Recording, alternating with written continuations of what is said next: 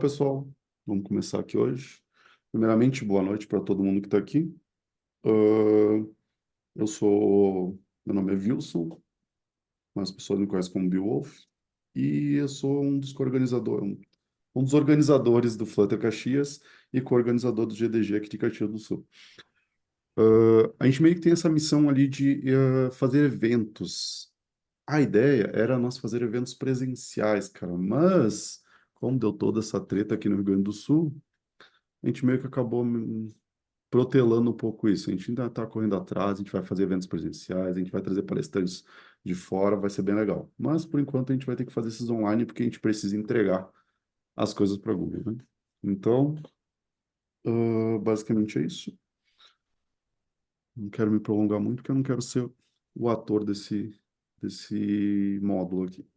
Então, esse aqui é o meu contato, se vocês quiserem falar comigo e tal. É isso aí. E cadê o Gabriel agora? Gabriel tá aí? Gabriel? Estou aqui sim. E aí, Ah, pessoal, tá. tudo bom?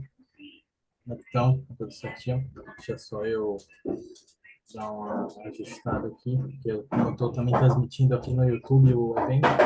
Eu não consigo usar o webcam tanto no YouTube como no Meet. Mas, e aí, como é que vocês estão? Tudo certinho? Eu sou um dos organizadores aqui do GDG Caxias do Sul e temos a meta de propagar o conhecimento, independente de qual seja, né? De qual linguagem, de que seja tecnologia Google ou afins. E estamos aí já buscando, para o fim do ano, uma expectativa de um hackathon. Então, conto com vocês também aí para esse próximo evento. E a princípio, vamos nessa.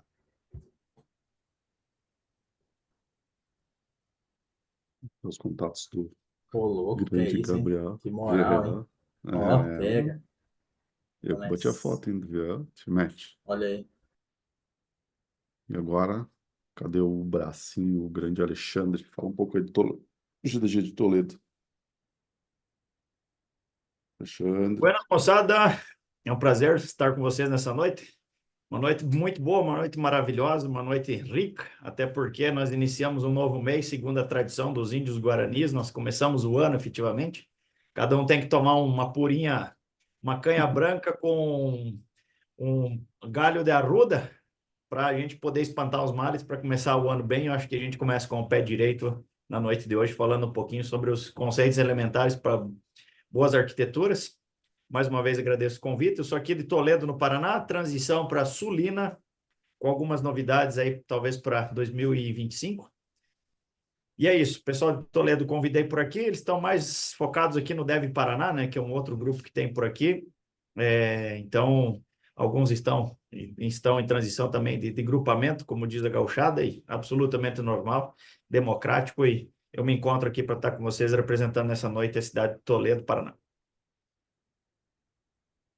A gente vai ter também a participação do GDG de Curitiba. O Matheus não apareceu, mas provavelmente tem gente que está aqui que veio por causa do GDG de Curitiba também. Esse evento aqui, a gente resolveu, como eu falei no início, a Google ela exige que a gente faça eventos trimestrais, pelo menos um evento cada 3 meses. E para a gente conseguir ajudar todo mundo, a gente resolveu juntar 13 GDGs para fazer apenas um evento e ajudar todo mundo. Então, basicamente por isso que a gente juntou todo mundo aqui.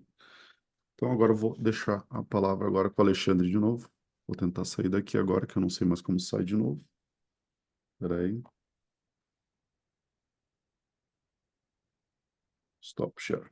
Vai lá, Alexandre, agora tu pode compartilhar a tua palestra. E bora lá. Beleza? Acho que está aparecendo minha tela aí, né? Eu perco. Uhum. Caralho, Belém do Pará. Cara de longe. Pichar aqui a coisa, isso para mim poder ver vocês. Quem quiser abrir a câmera, fica à vontade. Quem não quiser também não tem problema. Então, bora lá. Tá, minha tela está no ar aí? Positivo. QSL, então.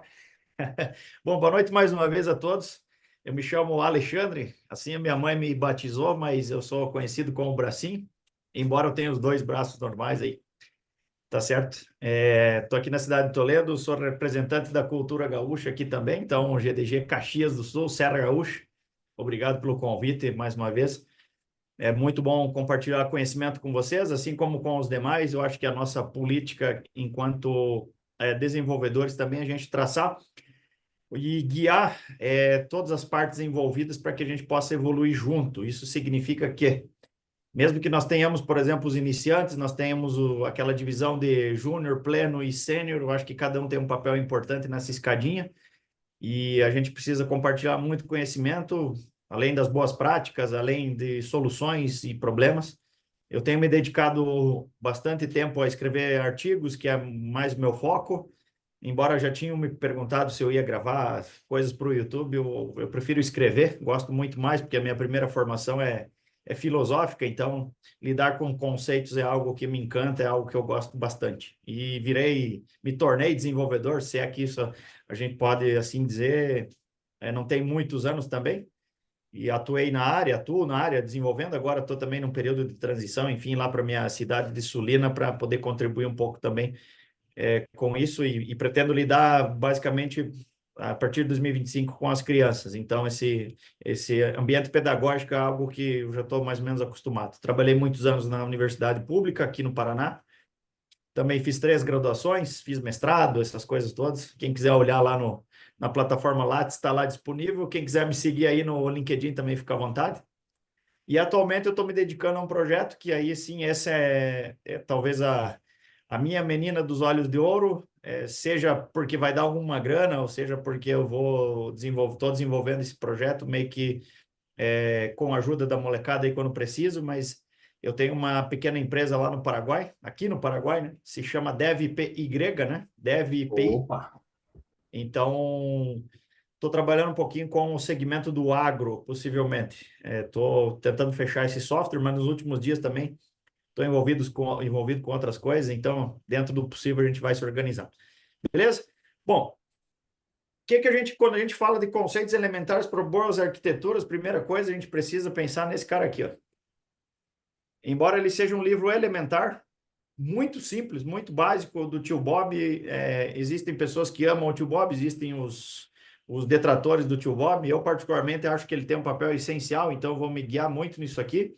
Embora o título seja Conceitos Elementares, a gente não vai se furtar de conversar um pouco sobre Solid novamente, que eu acho que isso talvez, esse livro aqui, inclusive, ele deve ser o livro de cabeceira dos grandes programadores, e como o Tio Bob fala mesmo em algum momento dessa obra, os programadores juvenis, por exemplo, eles não tiveram ainda a oportunidade de entrar em contato com grandes problemas e com grandes soluções, e a gente precisa ir construindo isso. E essa obra, por exemplo, muitos falam que ela é uma obra muito básica, uma obra super elementar, e que não diz nada com nada, como eu já escutei por aí, mas é algo, por exemplo, que ela remete a uma construção e ela está bem condensada, por exemplo, num conteúdo que começou lá pela década de 50, quando o próprio Tio Bob, que ainda, teoricamente, até onde eu sei, ele está vivo, né? Lá pela década de 50, então, pelo menos há uns 50, 60 anos atrás, eles já estavam discutindo e tem toda uma construção histórica que eu acho interessante. E hoje nós vamos falar um pouquinho mais de conceitos do que propriamente de aplicabilidade e código escrito. Porque o que a gente precisa saber minimamente? Quando eu trabalhava no meu mestrado, a gente trabalhava com a ideia de um conceito que se chama balde e holofote. Então, o que a gente faz? A gente precisa colocar dentro do nosso pensamento alguns conceitos mais elementares para que a gente possa olhar para a realidade, entender o que a realidade tem e a gente poder criar uma solução. Então, os conceitos são muito importantes. Os conceitos do Solid, eles, de alguma maneira, eles basearam as grandes arquiteturas. Tem toda uma discussão agora, né, nos últimos dias, sobre essa questão aí de arquitetura também, qual que é a melhor que a gente deve usar, se é sempre arquitetura limpa, se a gente tem que colocar todas as camadas, se não precisa colocar todas as camadas.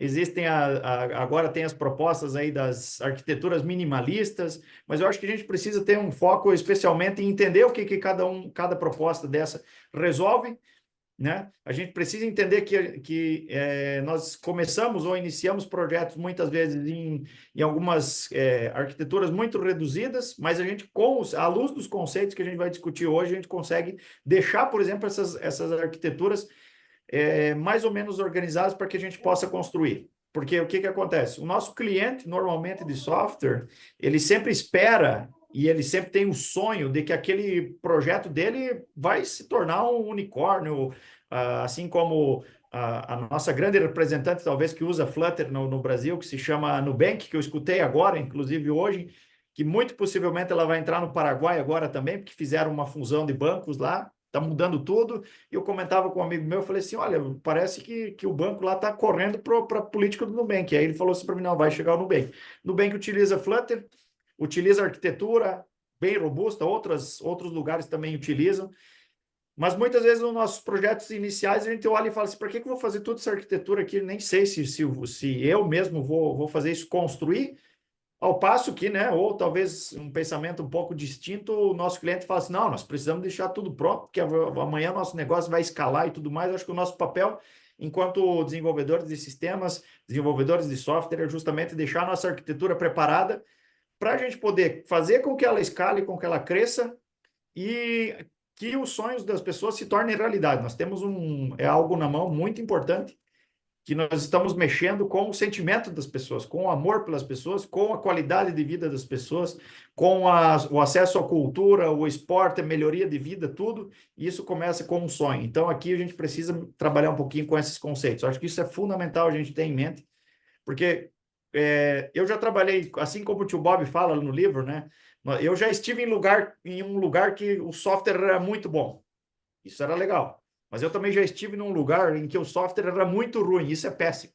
Então a gente precisa cada vez mais qualificar as nossas ações diárias para que a gente possa entregar software de qualidade. Isso posto, vamos para frente aqui, que senão a gente não se organiza, né? Bom, o Solid assim, é uma proposta que vem sendo construída. O próprio estava dando uma revisada agora na parte da tarde. O próprio tio Bob estava falando que isso aí foi ao longo das décadas desde 50 para frente, eles foram começando a cunhar esses conceitos para que pudessem resolver coisas que estavam pendentes para eles à época.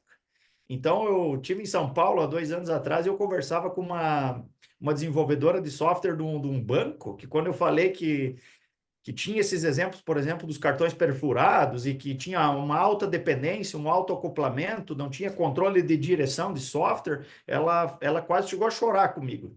E ela me mostrou as fotos de quando ela trabalhava lá com os cartões perfurados e como isso era problemático. Assim como o tio Bob discorre dentro da própria obra dele sobre as dificuldades e como que eles foram resolvendo, porque ele trabalhou muito tempo com telecom, né, em marketing, né? E como é que isso fazia sentido e etc e tal. Então, são conceitos muito mais para o lado teórico do que para o lado prático, mas sem dúvida nenhuma isso tem sentido até hoje e a gente utiliza, e eu acho que quando nós estamos começando a trabalhar com software, especialmente talvez eu acho que a minha dificuldade, pelo menos pessoalmente, era sempre essa conexão. Como é que a gente faz essa conexão? Como é que a gente faz pequenos fragmentos de código conversar com outras partes? E isso talvez seja algo que quando a gente chega, por exemplo, numa grande empresa, nas entrevistas o pessoal pede sempre Solid, sem dúvida nenhuma, e pede se a gente sabe arquitetura. E aí a gente, trocando em miúdos, o que a gente precisa saber? Saber que existem conexões, existem softwares que a gente precisa ter, o software que é aberto para mudança, que a gente não deve ter, como o Bioff estava comentando aí com o Gustavo, preliminarmente agora, nessa noite, sobre pequenos trechos de código, sobre aquela possibilidade de a gente intercambiar código e serviços e pacotes quando um dá problema ou outro, enfim. A gente está lidando aqui hoje com conceitos, esse é o ponto. Eu acho que quem é mais velho de desenvolvedor, como desenvolvedor de software aqui, sabe da importância disso. Só que assim, a gente precisa ir aprendendo e, claro, não é digamos assim, uma bala de prata. Não estamos aqui falando que o Solid vai resolver o problema do mundo, de fato não.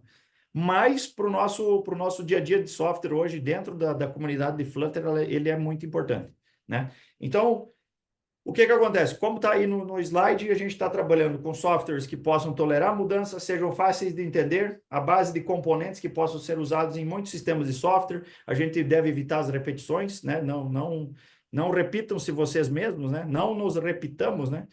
Apesar de que eu li esses dias na internet um cara falando que era mais fácil a gente criar um software repetido nós mesmos do que propriamente seguir 100% esses conceitos. Eu acho que talvez num ambiente, num contexto, né, o context que a gente tem, né, num contexto talvez um pouco pequeno, isso faça muito sentido, mas a gente precisa, e como a gente quando trabalha em equipes de pequenas pessoas, então isso fica fácil, mas quando a gente trabalha com, sei lá, 100 pessoas, 200 pessoas, a coisa já começa a ficar um pouco mais complicada. Bom, vamos definir o princípio. Então, o princípio é o que serve de base para alguma coisa. O Kant, que era um filósofo, ele falava assim que nós temos, por exemplo, algumas coisas na Crítica da Razão Pura, que é uma obra fantástica, mas muito pesada. Ele falava justamente isso, que a gente precisa ter algumas coisas embarcadas, digamos assim, como se fosse o nosso software de IoT, quando a gente nasce, né? A nossa razão, ela tem algumas coisas que fazem com que a gente reconheça a nossa própria realidade. E assim, quando a gente vai desenvolver software, nós precisamos ter alguns dos princípios. Só que nós não nascemos com eles. Nós devemos aprender. Então, eu digo para vocês assim, incentivem as pessoas a ler. Isso não faz mal nenhum. Depois elas descobrem, por exemplo, que muitas dessas histórias que o tio Bob conta aí no livro são preliminares, que existem outras teorias melhores, enfim, mas dentro da programação orientada a objeto são dicas valiosas para que a gente possa começar com o pé direito, né? Porque hoje, por exemplo, nós vivemos uma ideia aí no Flutter de que agora com 4 anos as pessoas já são sênior e tudo mais e sabem tudo, e não é assim. Eu acho que o que está faltando um pouco, talvez, e me incluo nessa, é estudar um pouco mais para que a gente possa efetivamente chegar até lá. Só que existem 2 pontos chaves que isso eu considero do ponto de vista pedagógico que a gente precisa, que é saber conceitos, porque senão a gente não consegue dialogar com os outros caras, isso é um ponto fundamental. E a segunda coisa que eu acho que eu particularmente cresci muito foi à medida que eu fui conversando e conseguindo dialogar com pessoas que estavam num nível mais elevado. E isso eles trazem, por exemplo, novas situações para nós, e aí a gente consegue entender. Por isso que os conceitos são muito importantes. Senão a gente não consegue nem dialogar, que a gente consegue entender o que está acontecendo. Né? Muitas vezes a gente chega numa roda de conversa, a gente fica perdido. Isso acontece na realidade também, né? Então acaba sendo muito profícuo que a gente efetivamente leia. Ler é uma coisa que, sem dúvida, ela aproxima a gente das outras inteligências, e isso é um ponto fundamental. Existem desenvolvedores que dizem para mim que, não, leitura não interessa, vou ver um outro negócio, ou vou dizer, não, eu acho que a leitura é um ponto importante, e assim, a gente precisa muito caprichar nisso. Existem bons livros, existem bons conceitos. Estou citando aqui o tio Bob, porque ele foi o cara que, digamos assim, ordenou esses 5 princípios que a gente conhece por Solid, que depois o outro amigo dele veio e disse para ele que tinha que ajustar a sequência como a gente conhece hoje, mas enfim, não precisa ir nem diretamente do S para o D, tampouco a sequência importa, mas o importa é que a gente conheça alguma coisa.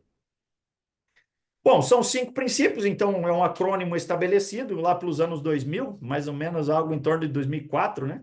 Que o amigo dele mandou um e-mailzinho e disse para ele, se tu botar nessa sequência aqui vai ficar bom. E de fato deu um nomezinho legal, isso aí colou na comunidade, mas o que quer dizer cada um deles? Que nós precisamos ter nós temos o princípio da responsabilidade única, o princípio do aberto e fechado, a Liskov, que talvez seja um pouco negligenciada, mas tem um ponto que eu vou chamar a atenção depois para vocês, mas foi uma menina também que contribuiu muito para esse processo. Inclusive, um dos princípios leva o nome dela, né? Os outros são princípios mais teóricos, mas esse eu gostei muito, até porque as meninas que estão aí desenvolvendo software têm um papel fundamental. Elas são altamente mais críticas do que nós, homens, elas enxergam muito mais coisas do que nós e elas são muito mais caprichosas e talvez menos preguiçosas. Então, isso faz com que trabalhar com as meninas, né, com as gurias, a gente sempre consegue aprender muita coisa. E, claro, o aspecto estético delas o senso estético é fantástico nesse sentido, né? A gente nunca vai conseguir chegar lá, oxalá que a gente chegue lá perto, mas isso é muito importante. Então, aprender com elas, e por isso que o Liskov ficou bem bom. E o princípio da inversão da dependência, isso aí é fantástico. Eu acho que talvez de todos eles, um dos que eu mais gosto é esse aí, porque a gente tem domínio de controle de direção de software. Ou seja, a gente sempre pensava de software de cima para baixo, né? E agora a gente consegue fazer com que tanto faz a a direção que a gente vai. Isso é muito importante. E, de fato, no Flutter, né, a gente tem essa, né, de navegar para lá e para cá e puxar dentro da própria arquitetura que a gente precisa um serviço aqui, dali a pouco um serviço lá, daí não sei o que, conecta com outro cara. Aí se a gente, para quem estiver acostumado com modular, sabe que se a gente sair de um módulo e ir para outro, a gente precisa de repente ter uma informação, enfim, tudo isso é controle de direção do software, não esqueçam disso. Bom, primeiro princípio aí da noite é o princípio da responsabilidade única, talvez esse seja parece ser o cara mais limpo, mas o mais controverso, né? A gente precisa pensar aqui que a melhor estrutura de um sistema de software deve ser altamente influenciada pela estrutura social da organização, né, que utiliza, de modo que cada módulo de software tenha uma e apenas uma razão para mudar. Talvez isso seja um pouco emblemático, porque a gente deve pensar o software como um organismo vivo. Então, muitas das vezes a gente começa, por exemplo, tem o nosso amigo Gustavo, que ele está trabalhando, por exemplo, numa empresa que tem um software que trabalha com lista de tarefas. A princípio parece muito simples, né? Não, a listinha de tarefa, mas quando a gente conversa aí no dia a dia, precisa trocar uma ideia, vou pegar o exemplo dele aqui, me permita, né? Sabemos que existe um emaranhado de conceitos e regras de negócio e regras de aplicação e não sei o quê, e para uma simples lista. Então, vejam o que acontece. Talvez aqui a gente precise pensar mais a nível macro e entender que assim, a gente deve começar a trabalhar com a separação dentro do nosso software. Para que é isso? Pensar um pouquinho mais. A gente gastar um pouquinho mais de tempo. Eu tive um tech lead que ele falava que eu pensava muito. Eu falava assim para ele, pois é, cara. Né? Pensava assim, bom, entre pensar muito e fazer um negócio que a gente não precisa voltar a cada dia, eu prefiro pensar mais. Mas ele pensava que era muito mais, de forma mais pragmática. Vamos fazer aqui agora e amanhã a gente tinha que revisitar o código de novo. E no outro dia, não, mudaram, daí a gente volta aqui de novo. Mas era melhor a gente ter gastado 3 dias pensado bem, separado, porque a nossa manutenção ia ficar muito mais fácil.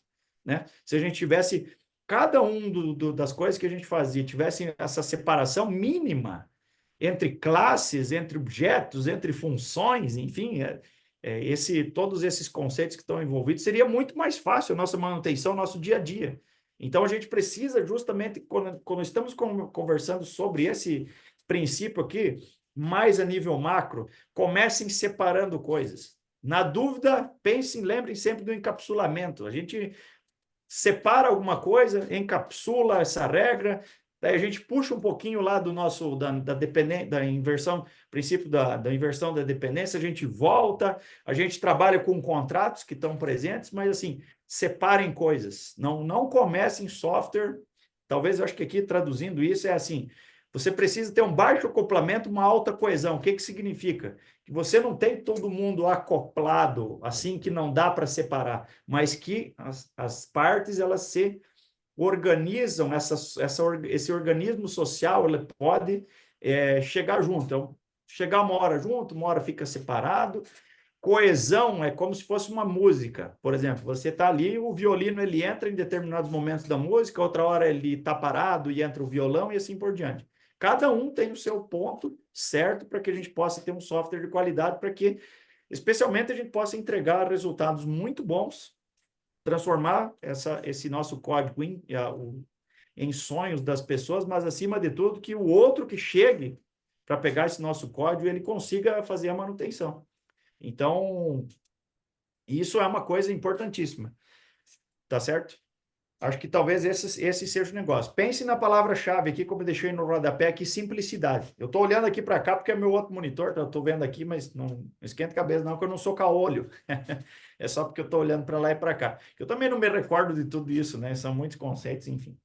Bom, a gente trouxe aqui, então, vou trazer também um pequeno código. Antes eu abro o parênteses para dizer um alô aqui, um salve aqui para a gurizada daqui de Toledo, especialmente o Anderson e o William, que estão aqui presentes.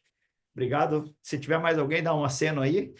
Trabalhei com essa gurizada e não como desenvolvedor, né? Eu estava lá na empresa trabalhando com eles, então, obrigado pela visita. Sinto-se em casa aqui no GDG Caxias do Sul hoje, em parceria com o GDG de Toledo e o GDG CWB Curitiba. Para quem está chegando também, boa noite, me chamo Alexandre e a gente está discorrendo um pouquinho sobre os conceitos elementares. Bom, o que a gente precisa pensar? Talvez eu acho que assim, se a gente for analisar sobre essa questão aí da responsabilidade única, não podemos nos furtar das God Classes, né? A gente começa um software sempre trabalhando com as God Classes e com tudo meio junto e a gente precisa separar. E talvez esse seja, digamos assim, o desafio quando a gente vai ensinar software e quando a gente está aprendendo software. Porque lá na escola, e isso eu digo com propriedade, porque eu estou na escola há muito tempo, e o pessoal geralmente fala que fazer universidade, graduação, essas coisas não funcionam. Talvez é porque a gente não tem um esforço pedagógico do mestre ignorante, como tem um super clássico da filosofia, que o bom mestre, ele sabe guiar mesmo sem saber fazer, mas ele sabe guiar a vontade daquele que está aprendendo. Então, muitas vezes, o que acontece? Lá na escola, a gente está aprendendo muito conceito, só que lá é um ambiente...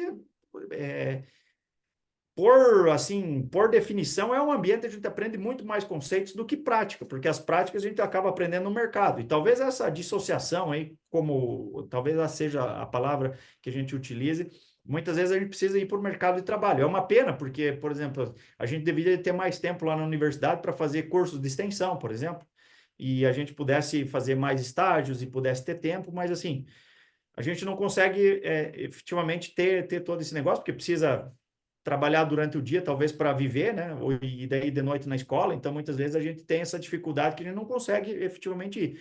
Eu, particularmente, participei de um projeto chamado de técnico lá no Instituto Federal do Paraná, no qual a gente, infelizmente, eu tenho que dizer a realidade, né? Nós começamos com 40 alunos e nós terminamos com 4, mas qual que era, talvez, a maior mágica do negócio aqui num parque de biociência e tecnologia chamado Bioparque? É que tinha uma parceria público-privada, então, por exemplo, nós tínhamos que era o cadeira, digamos assim, o cabeça da disciplina, que era professor de carreira do Instituto Federal, mas nós tínhamos pelo menos mais 2, 3 ou 4 instrutores que eram programadores profissionais de empresas parceiras, que também iam de noite lá para discutir conosco. Então, isso favoreceu muito o desenvolvimento nosso, e foi uma pena que só 4 formaram, ficaram até no final do curso, porque nós entramos nesse lance da pandemia e tudo mais, mas aí o que acontecia? Quando o professor apresentava os conceitos, ele automaticamente já fazia o gancho e dizia, gurizada, como é que vocês fazem na realidade, lá na realidade de vocês? Vocês já pegaram um problema similar? E aí a gente tinha essa possibilidade de ter esses programadores profissionais. E aí talvez por isso que eu mesmo fui mais a fundo, logo que eu estava estudando lá, já fui aprender Solid, já fui aprender arquitetura e vi que isso era algo muito importante. Então, esses profissionais traziam e enriqueciam nossas noites aí frias no inverno aqui do sul, né? E, às vezes a gente estava lá, era um frio danado, a gente estava tomando um chimarrão, um cafezinho, mas não queria ir embora, porque, de fato, isso funcionava. Então, aqui, olhando para esses 2 quadros aqui, a gente já consegue ver, olha, uma God Class, a gente tem aqui uma classe que tem, por exemplo, vários métodos, todo mundo junto ali à esquerda, e depois a gente refatora e começa a separar. Então, essas separações, elas são importantes. A gente precisa aprender isso, né? Isso vale também, claro, os desenvolvedores mais, digamos assim, mais experientes que aqui estão presentes, eu não sei o nível de cada um, muitos devem estar dando risada, né? Porque eu tenho que falar isso, né? Efetivamente, mas também eu já vi que às vezes a gente está numa corrimaça aí, que nem diz a turma, né? Na pressa a gente não faz. Mas isso aqui é muito importante, porque isso que subsidia, por exemplo, a separação mínima. Se a gente começar a fazer isso, isso entra como subsídio para depois a gente ir construindo e arquitetando soluções que elas, literalmente, elas vão crescer. Então, aqui a gente tem um breve exemplo muito simples para começar a pensar nisso. Quando ele está falando do corolário, né, que é uma organização social, é porque ele está pegando emprestado da sociologia um conceito, o tio Bob, né, está pegando um conceito emprestado, e nós pegamos conceitos emprestados a vida inteira, né, de todos os lugares, para que a gente possa efetivamente tentar traduzir isso. E eu acho que a separação aqui é o cara. Talvez esse seja o nosso, digamos assim, a nossa máxima principal. Separe tudo o que puder. Mas, claro, aí a gente precisa entender um pouquinho de orientação a objeto, né? Porque geralmente nós aprendemos primeiro lá como é que constrói a classe para depois vir aprender esses conceitos. Não está equivocado, mas eu acredito que se a gente conversasse primeiro sobre esse tema para depois construir classes, a gente nunca mais ia pensar da mesma maneira, porque a gente geralmente aprende a fazer uma classe gigante e depois a gente tem dificuldade de separar. Talvez se a gente tivesse aprendido esse conceito aqui primeiro, a gente já ia, quando vai começar a construir, só, opa, peraí, deixa eu criar uma classe para isso aqui, uma classe para o X, uma classe para o Y, enfim. E aí a gente atende a nossa organização social, digamos assim, vamos traduzir isso para organização de software, a gente consegue colocar isso mais separado, e aí fica bem. Fica bem por quê? Porque para mim fica bom para o outro. Daqui a pouco a gente vai aprender a questão dos contratos, né, que são ou também classes abstratas, e aí a gente consegue fazer software que lá no nosso GitHub não dá tanto problema para a gente juntar tudo, né? Porque no final do dia, de tarde, a gente chega aí, nós estamos mexendo tudo na mesma classe, e aí, ó, desculpa a simbologia aqui, né? Nada melhor, porque daí tá lá. A gente tem que ficar gastando tempo e hora arrumando, não sei o que. Bah, tu mexeu aí, mas não era para mexer, estragou, não sei o que. Se a gente começar essa separação, tudo fica bem. E no Flutter, obviamente, não vai deixar de pensar isso. E chama atenção muito que existe o nosso pacote tão assim apreciado e por outros odiado, que é o modular, mas a gente deve pensar ele primeiramente como uma filosofia de desenvolvimento de software. Nós precisamos olhar para ele enquanto conceitos e definições. Por quê? Porque se a gente chegar lá e pensar somente no código, a gente vai chegar uma hora que a gente empaca. Então, nós precisamos pensar que essa separação, por exemplo, em módulos do nosso próprio software, do nosso próprio aplicativo, por exemplo, se a gente vai pensar para digamos assim, um contexto de celular, é uma coisa, agora está chegando essa parte da web, aí você, por exemplo, você tem muito mais módulos que estão conversando entre si, numa quantidade muito maior, por exemplo, porque uma tela é maior, ou porque a regra de negócio é maior, ou porque precisa mais coisa, então a gente precisa ter muito cuidado. Esse aqui é o ponto principal. Separem coisas em coisas simples, que é sucesso. E trabalhem muito com a questão do encapsulamento. O encapsulamento, que é um dos pilares da programação orientada a objeto, aqui ele é fundamental, e aí a gente vai embora. Beleza? Se vocês tiverem alguma dúvida, pode abrir o microfone também, não me perturbo com isso. Se vocês quiserem também interagir, isso é super, super tranquilo para mim. Até melhor que Boa, nas né? perguntas que a gente consegue Vou, já tirando vou uma dúvida. aproveitar e já vou dar um fato que aconteceu comigo, né? Na faculdade, a verdade é que você nem ouve falar muitas vezes de clean arch, de arquitetura, e você sai muito leigo. E você acaba se deparando com isso realmente quando você vai fazer algum projeto que você vê, mas isso é assim? Como é que eu vou fazer? E aí sempre tem aquele mais velho, faz assim, assim, assado. Mas por que assim? E aí você vai vendo, né? E muitas vezes a pessoa vai para uma empresa e a empresa não ensina as boas práticas, e aí é o pior de tudo, né? Que o cara vira um profissional que não conheceu aquilo e se acostuma a fazer sempre daquele jeito, né? Eu mesmo só vim conhecer de fato a Clean Arch e aplicar ela quando eu entrei na Futerando. Que aí eu comecei a ver com o modular ali. Eu tinha um aplicativo que eu estava fazendo, tipo, ele estava já na metade, e a galera olhou para mim e falou assim, cara, isso aí tá uma bosta. Deleta e faz tudo de novo. E aí eu fui, deletei o aplicativo e fui refazendo ele todo com as boas práticas. Claro, ainda tem umas gambiarra de vez em quando, mas em geral ele estava bem organizadinho. O que eu vejo Isso, bastante, ó, tipo assim, deixa eu falar um pouquinho também.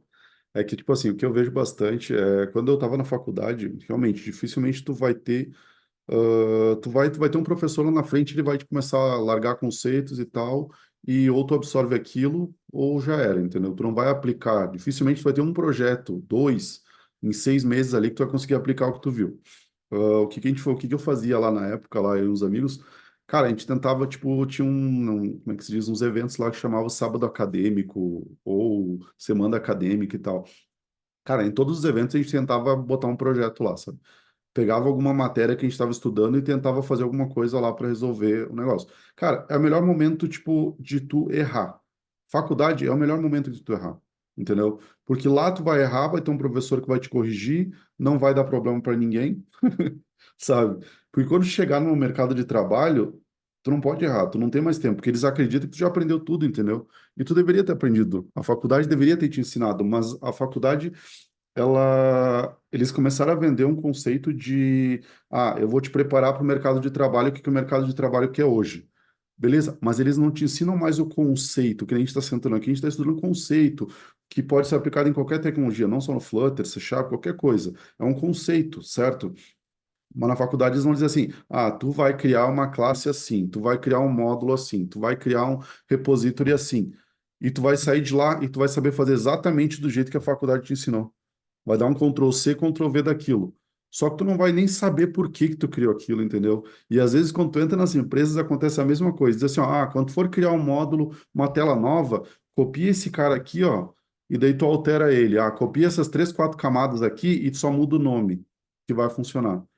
Pô, beleza, tu fica às vezes 2 anos nessa empresa fazendo exatamente isso. Quando precisa criar uma coisa nova, copia da que tem antes, cola ali, e É tu vai ficar exatamente 3 anos isso. ali, tu vai sair dali, tu não vai saber o que que tu fez. Tu não vai Sim, saber para que exatamente. serve Tu os vai seguindo conceitos. aqueles moldes, né? Assim, ó, uma Exato. das poucas faculdades que eu tive a convivência, né? Que eu convivi foi que eu fui da empresa Júnior, né? Lá da Universidade Federal, lá da Bahia. E o curso de Ciência da Computação lá era um curso que se aprofundava extremamente nos fundamentos. Por isso que a galera entrava e desistia. Porque achava que ia chegar lá, já ia sair programando, e não, era conceito, conceito. Ah, alocar espaço em memória, contar bits, sabe? Tipo, essa parte que é bem, entre aspas, chata, que a galera não gosta de aprender. Tipo aqueles vídeos do Fábio Akita, né? Que ele vai falando de bit, começa. Quando tu vai ver, tu já tá lá em como a peça é soldada, né? Mas isso faz parte de você aprender como faz, tipo, faz você entender como funciona, né? Então, falta muito isso. É uma coisa que eu falei ali no chat antes ali, que é isso, tipo, hoje, ah, tem dois tipos de conceitos, né? Tem os básicos e os avançados, beleza? O problema é que os sêniores de 1 ano, 2 anos, eles sabem os avançados. Pô, os caras sabem Clean Architecture, sabem DDD e tal. Mas quando chega no conceito básico, os caras não sabem. Os caras não sabem fazer uma fila, não sabem como funciona uma lista, não sabem como funciona uma classe, sabe nada de memória. E, cara, isso mais pra frente começa a dar muito pau. Porque, tipo assim, quando tu tá fazendo um aplicativo básico, simples, cara, de boa, qualquer coisa que jogar ali vai funcionar.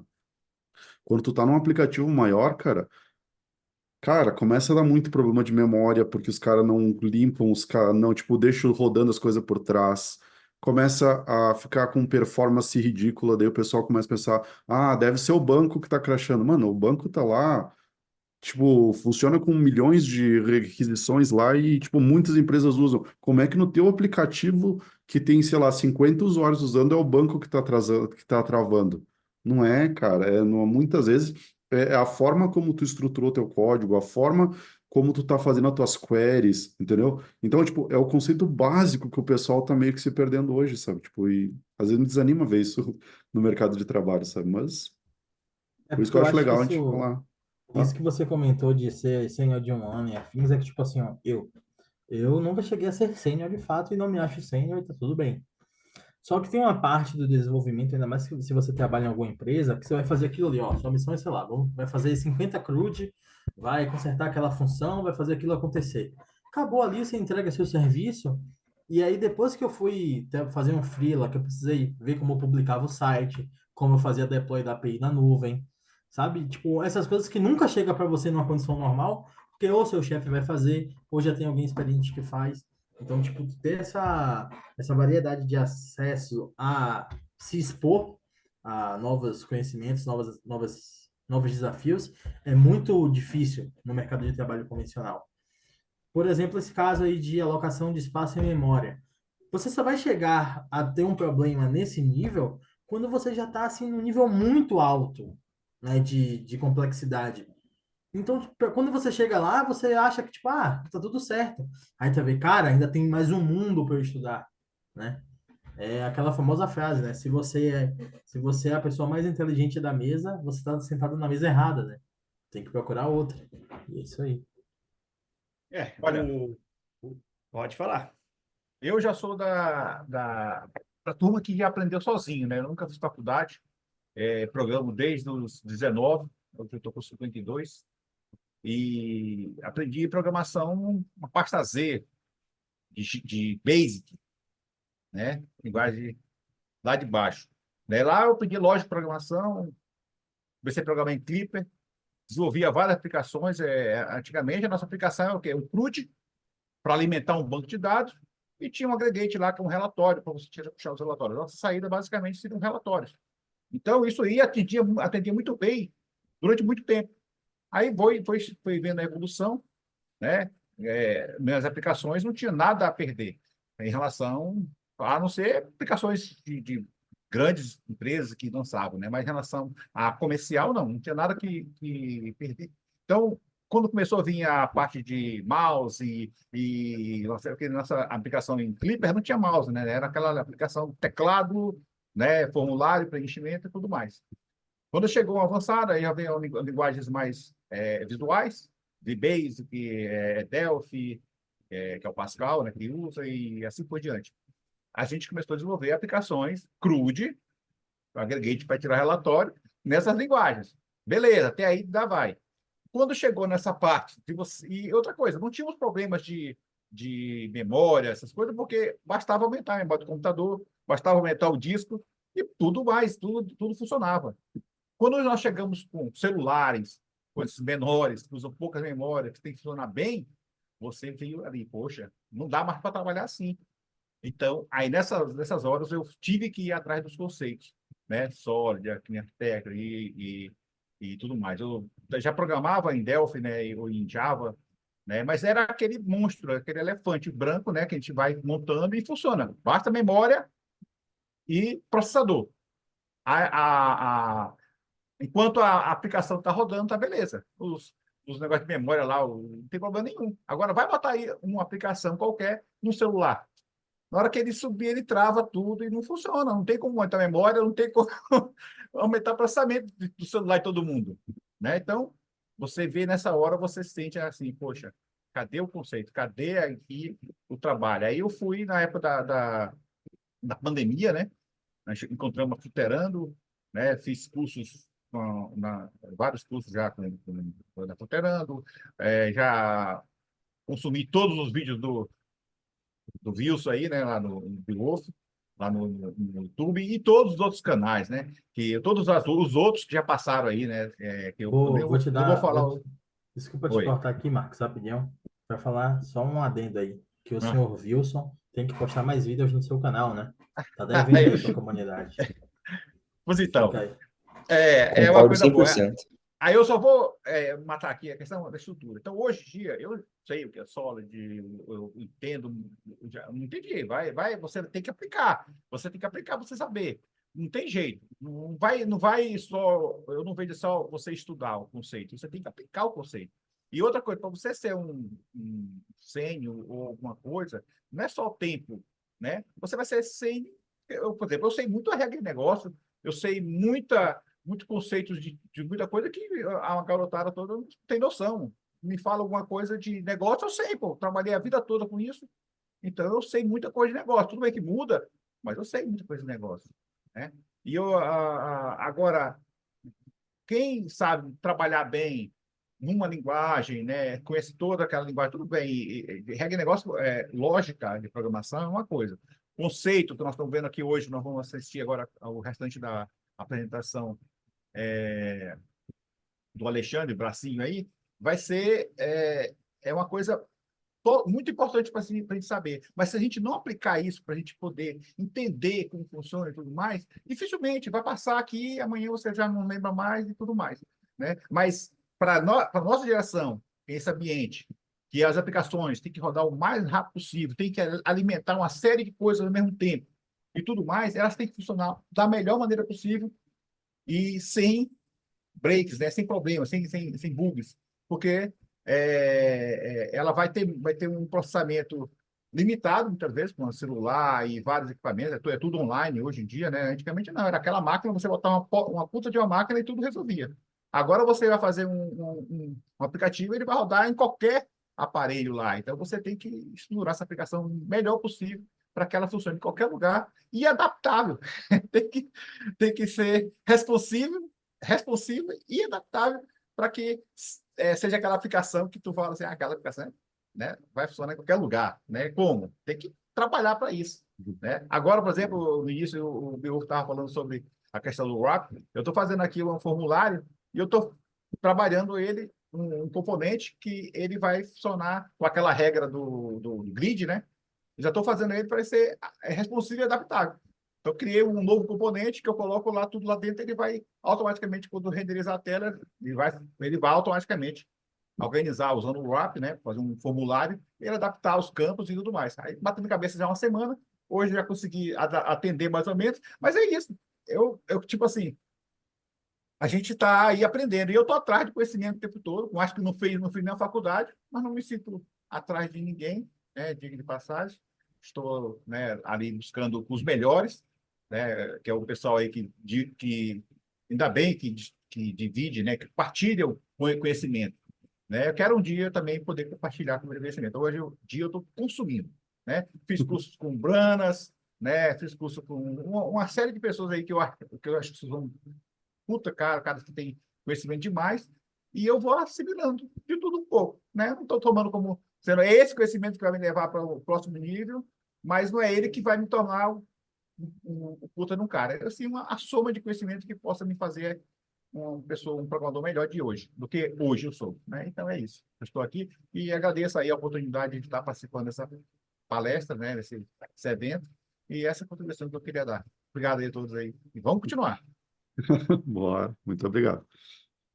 Bora, bora, bora. Não, eu acho que a fala do Marcos ela é uma fala muito providencial. Eu tenho um exemplo, Marcos, a filha de um grande amigo do meu pai, ela é programadora desde 1992. Outro dia eu estava lá em casa, minha mãe me chamou num canto lá e falou assim: bah, temos que ver esses xerox, não sei o que, esses rabiscos teu da faculdade, não sei o que.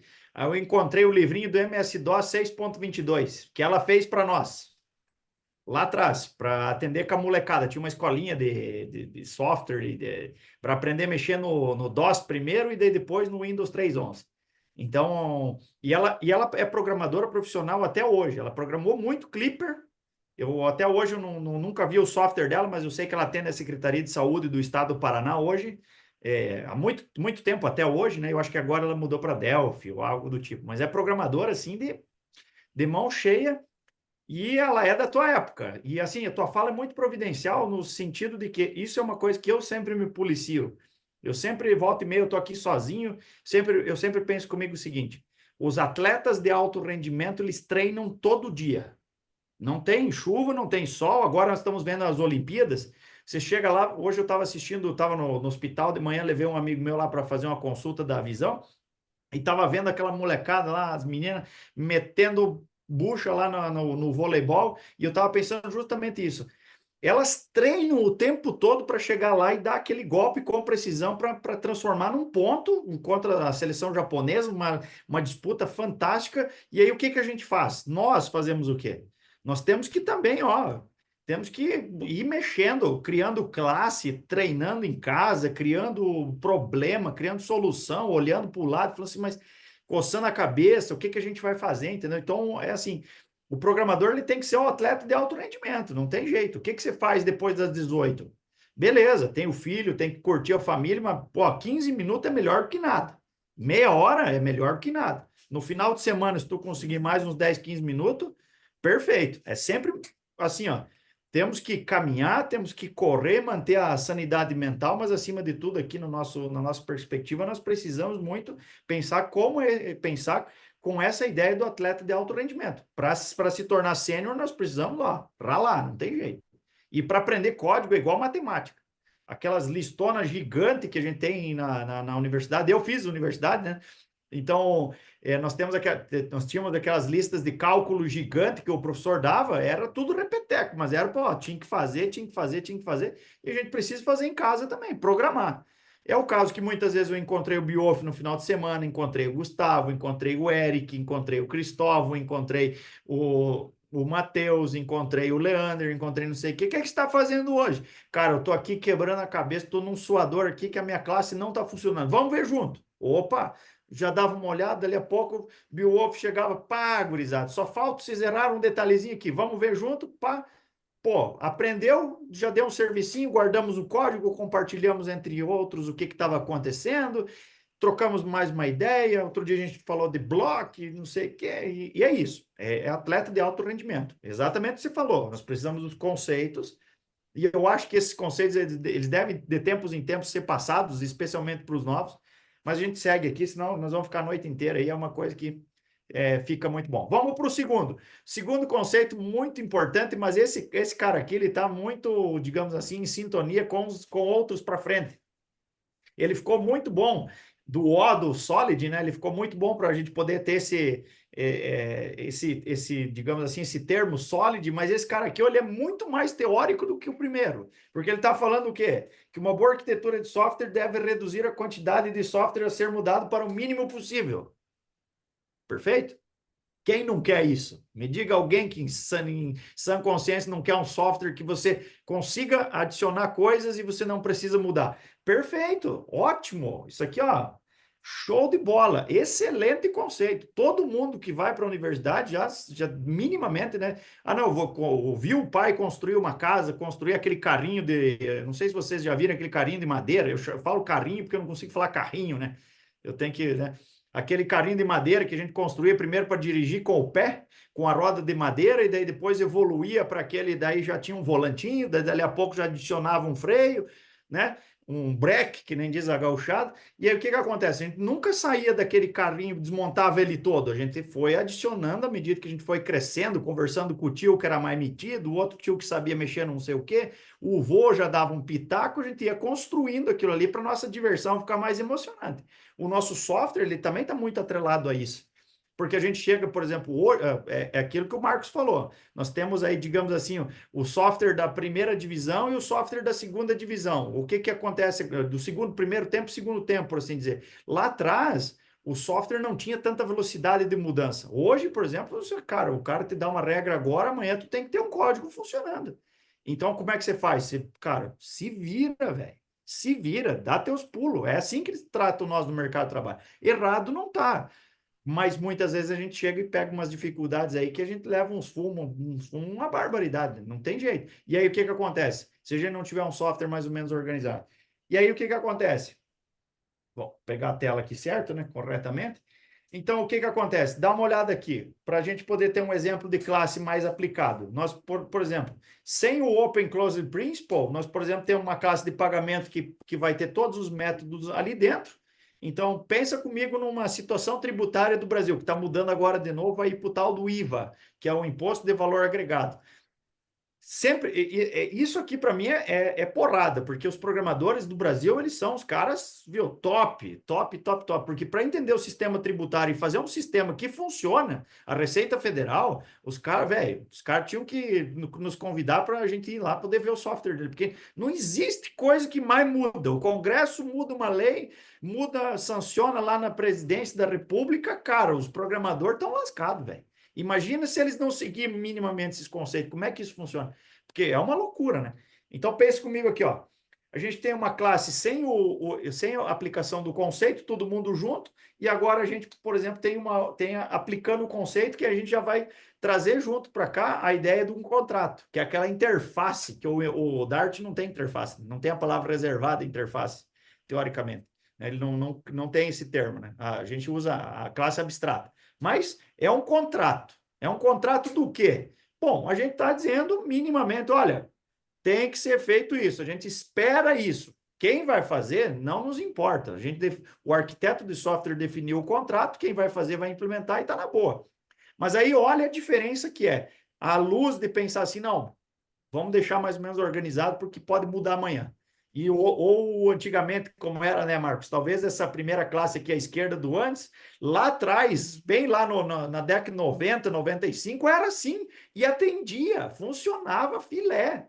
Só que hoje muda muito mais rápido. Hoje, por exemplo, hoje a gente muda aqui e já sai lá. Não, antigamente não tinha nenhum pendrive para sair colocando software nos computadores das pessoas.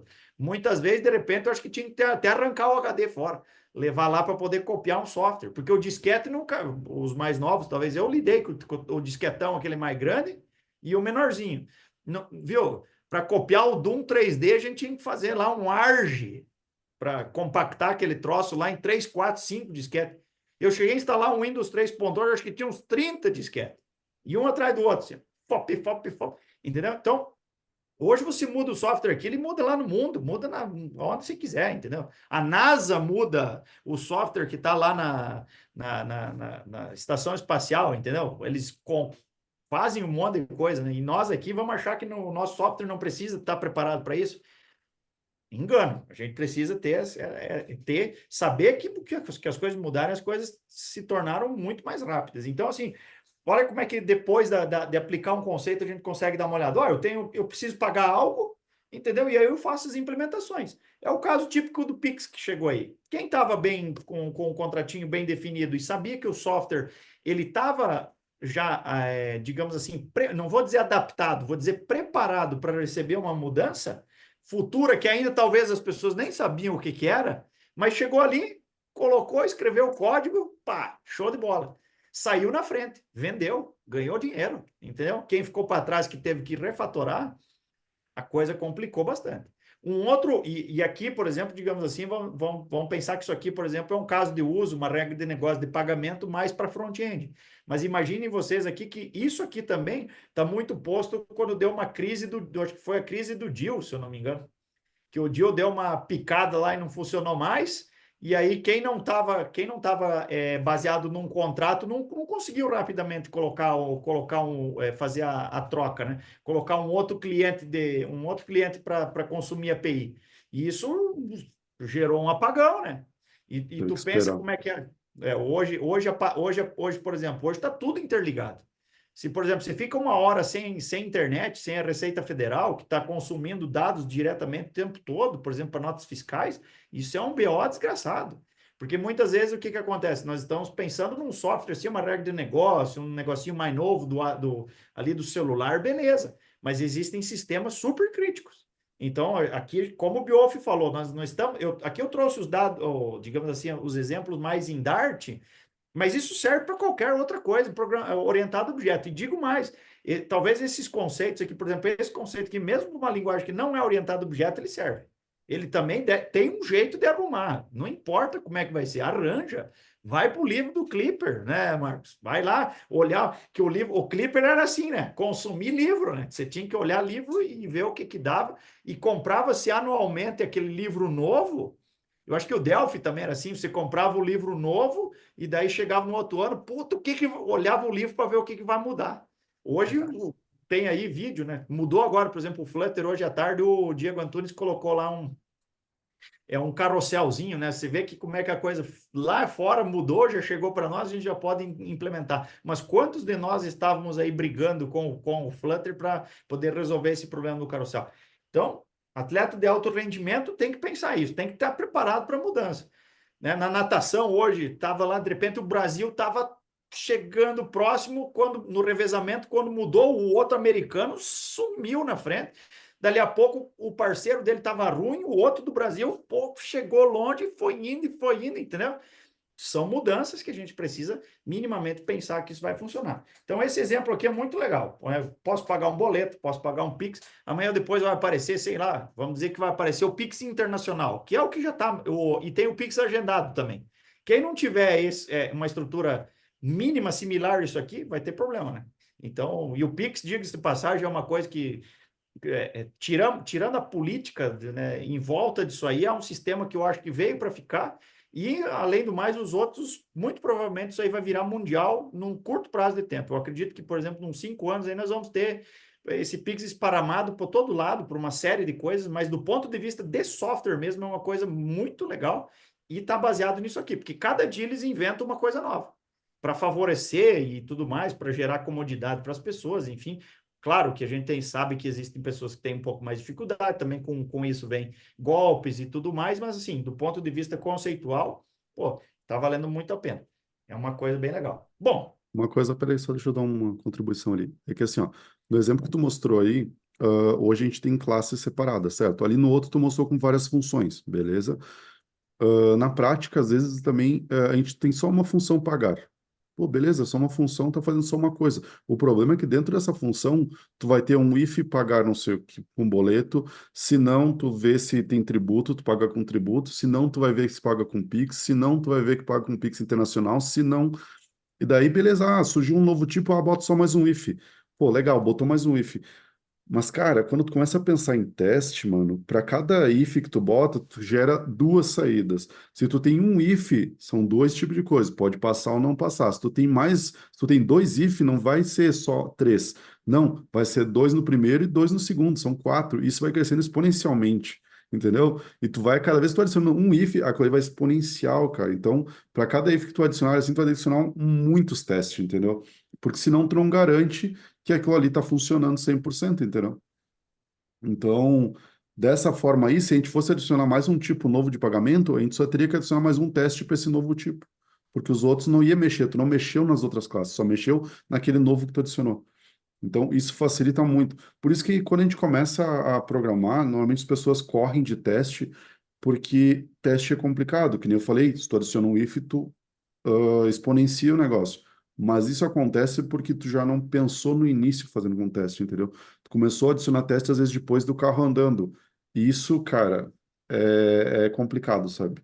Então, o ideal é tu já começar desde o início pensando com testes e pensando de uma forma fácil de fazer as coisas. Não é porque, tipo assim, que nem a gente pensa nesse caso aqui, cara, tem muitas funcionalidades. Porra, legal, mas tu faz uma bem feito e as outras tu só vai mexendo pouquinhos em pouquinhos, entendeu?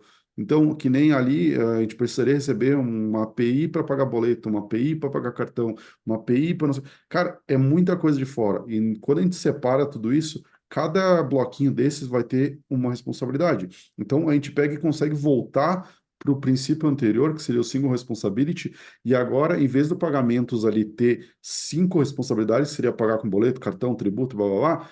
Cada um dos outros caras vai ter apenas uma responsabilidade. Um só vai pagar boleto, um só vai pagar Pix, um só vai pagar tributo. Então, e é isso aí. Cada um dos princípios a gente vai linkando o outro, entendeu? Não pode continuar, era só basicamente isso que eu queria. E eu acho que Não, esse tá, lance tá. dos testes que você comentou vai no mesmo princípio do Solid. O pessoal muitas vezes só vai ver teste quando ele já está virando pleno na empresa que ele está trabalhando. Se ele não. Porque, tipo, você não ouve falar isso para você testar, para as pessoas em geral. Testar é o quê? Funcionou? Funcionou. Não funcionou? Não funcionou. Tipo, Usuário que não, teste. não tem isso de testes unitários e afins, né? Inclusive, eu comprei até um curso lá da Fluterando disso. Até hoje eu não fiz todo. O lance justamente é isso. Vocês podem ver que se a gente seguir minimamente essas dicas, essas sugestões dos nossos programadores um pouquinho mais experientes lá da década de 50, que é o tio Bob, deve ter uns 90 anos hoje, uns 90 para frente, né? Que o mérito dele, o que ele escreveu está escrito e tá bom e beleza. Tem outros caras que são muito melhores, inclusive os amigos dele lá, o Gang of Four, o Goff, né? Esses aí certamente são elementos muito mais técnicos, mas, cara, a literatura do tio Bob ela é boa porque ela é simples, 72 anos o tio Bob tem. ela é fácil de entender, entendeu? E assim, pela simplicidade do que ele fala, ele traz muita coisa que a gente usa até hoje. Então, não dá para dizer que ele é pior que o Goff. Eu acho que, cara, cada um tem no seu tempo, entendeu? Então, no seu tempo, cada um resolve suas coisas. E assim, isso aqui é literatura de cabeceira dos grandes programadores, entendeu? Os caras falaram assim, não, porque senão, um dia eu falei para os caras, falei para um cara, falei assim, não, beleza, você não gosta do tio Bob, mas você gosta do teu pai. Não, do meu pai eu gosto. Mas tudo que o teu pai ensinou, só porque ele a realidade dele era diferente que a tua, então ele tá tudo errado. Eu falei assim, não, o meu pai, cara, meu pai tem 75. Cara, tem coisa que eu chego lá, ele me fala, eu tenho que entender, dizer para ele, não, tá bom, concordo, discordo contigo, mas não vou fechar o palco velho, né, cara? Né? Vou ir tomar uma cerveja com meu pai, né, cara? Mas daí os caras ficam aí dizendo, não, porque você é velho, você é troncho, você é gagá, não sei o que. Eu digo, não, cara, peraí, velho, amanhã depois nós vamos ficar velho. E os outros caras vão chegar ali nos novatos, os novos, né? Eles vão chegar e vão dizer, pô, Alexandre, isso aí que você falou já não se usa mais. Mas lá na tua época, não, aqui para nós isso aqui era um espetáculo. Não, mas é que agora nós mudamos, chegou um conceito novo, entendeu? Então não precisa empobrecer e tirar o mérito. Eu acho que o mérito, por exemplo, do tio Bob foi justamente isso. Ele juntou um proseio aí, um monte de conceito de vários caras. Isso aí ele só teve, digamos assim, ele só juntou todo mundo, botou num livrinho. Isso a gente faz constantemente. Eu escrevo um artigo, Bioff escreve outro, Gustavo não sei quem escreve outro, mas não sei o quê. Vamos fazer um livrinho. Beleza, tá aqui o nosso souvenir, entendeu? Cristalizou aquele momento, pô, perfeito. Mas é uma leitura fantástica. Então, assim, Vejam que, por exemplo, esse princípio, mesmo que ele seja o mais simprão possível de tudo, né? Olha como é que ele serve para os nossos dias atuais. Não dá nem para dizer que um princípio desse é anacrônico, É de isso, e maneira alguma. olha que ele foi escrito há muito tempo, né? E ele se mantém até hoje e ainda vai se perdurar por muito mais tempo. E funciona. Esses dias eu vi uma crítica aí, um grande cara do Flutter, por exemplo, que o outro chegou e falou assim: talvez você está aí conversando aí sobre que orientação, como é que foi? Que programação funcional melhor que orientada a objeto, não sei o quê, mas talvez é porque tu não conhece direito a programação orientada a objeto. E aí? Como é que fica, entendeu? Ah, não, vamos olhar porque a grama do vizinho é sempre melhor. Não, talvez a gente precise ter uma autocrítica e dar uma corrigida. E tá tudo bem, não tem problema absolutamente nenhum. O software ele é tão volátil e tão rápido e constante na mudança quanto a nossa vida. Eu sempre me imagino que eu tenho um cortador de grama aqui, o meu vizinho, que ele é o seu João. Ele tem 90 anos. Ele só vive porque ele corta grama e pega a bicicleta dele e sai por aí pelas ruas aqui, não sei o quê, e daí eu fico pensando, cara, eu tenho que ter a classe abstrata assim, e porque eu sou síndico aqui do prédio, eu tenho um problema, o meu problema é cortar grama aqui na frente, daí eu só preciso ter a classe abstrata, preciso de alguém que corte grama, daí eu vejo o seu João, aí eu digo, ô seu João, como é que tá? Corta grama para mim? Perfeito, aplicou, cara, eu precisava cortar grama, cara, quem vai cortar para mim não importa, vejam que, cara, é a mesma coisa do que a gente está fazendo aí dentro do software. Entendeu? Ah, eu preciso, sei lá, ir buscar uma ferramenta. Eu preciso ir, eu sou a implementação. Ah, eu sei alguém que vai lá para a cidade vizinha, faz um carreto, um frete, entendeu? Tanto faz, cara. É assim que funciona. Isso aqui é a mesma coisa. Vamos para adiante, então. Esse aqui é o princípio mais controverso, mas eu adoro, gosto muito dele. Esses dias eu estava programando com o Lucas Albergoni, e daí o Beowulf também chegou junto para a gente definir um negócio que aqui, cara, esse aqui é o mais teórico possível, porque eu fui ler esse artigo da Liskov, porque eu queria entender, eu falei, cara, porque o pessoal tem uma série de elementos aí, às vezes a gente não consegue entender muito bem o que está acontecendo, mas o lance aqui que daí vocês podem ver que o segundo princípio, o open close, ele está centrado em cima, por exemplo, de abertura de software, e a abertura de software pressupõe que a gente tenha contratos. Aqui ela está falando também de contratos, mas a mulher era matemática, entendeu? Ela fez lá quase que computando o binário. Escreveu lá o artiguinho dela lá, muito bom por sinal, mas resumindo a conversa daquele artigo, ela diz o quê? Que as abstrações de dados são particularmente importantes porque elas escondem as coisas complicadas, que provavelmente vão mudar no futuro. Provavelmente vão mudar no futuro significa, não é cálculo de probabilidade na física quântica, mas é propensão. O que significa isso? Tinha uma briga em 1919, 1920, eu estudei isso no meu mestrado, que dizia o quê? Cara, a nossa realidade, afinal das contas, ela está mais baseada no cálculo de probabilidade. Pode acontecer, mas, cara, o cálculo de probabilidade se calcula e pode acontecer, mas isso não te diz nada no final das contas. Agora, existe um conceito de propensão, é que as coisas de fato tendem a mudar na realidade, não só dentro do nosso cálculo de probabilidade, que amanhã pode não vir o sol, né? Pode ter um eclipse, sei lá o quê. Mas a propensão, que é o termo que os caras utilizam lá na física, é justamente isso aqui. E a gente precisa estar preocupado com isso, porque o nosso software ele pode mudar. Entende? Quando um cara chega, um cliente para nós e chega e fala assim, não, meu software ele vai crescer, nós devemos de ser os vetores que deixam o software do cara pronto para crescer. Só que isso, por exemplo, para nós, às vezes a gente pensa assim, bah, mas eu vou gastar um tempão aqui. Não, nós temos que, às vezes, persuadir o nosso stakeholder lá e dizer, olha, vamos gastar umas horas a mais para deixar preparado para isso que você quer. Porque o impacto é muito menor, na minha opinião, isso eu estou falando por mim. O impacto é muito menor, talvez você gastar algumas horas em deixar um software que ele de fato ele possa crescer, do que se o cara chegar e pegar um software que ele está tudo fechadinho e aí não cresce. E aí você tem que refaturar tudo. Eu acho que esse impacto é um impacto maior. E aqui a Liskov está falando um pouco disso. E aí ela fala, ó, justamente isso, esse segundo parágrafo, esse é o fantástico, muito importante. Que a abstração de dados seja mais importante, a hierarquia de tipos estende a sua utilidade. Além disso, a herança, às vezes, é necessária para expressar a hierarquia de tipos e, portanto, é um mecanismo útil. O que ela está falando aqui, trocando em miúdos? Que nós devemos ter software com partes intercambiáveis. Aquilo que a gente já disse atrás ali, no Open Close.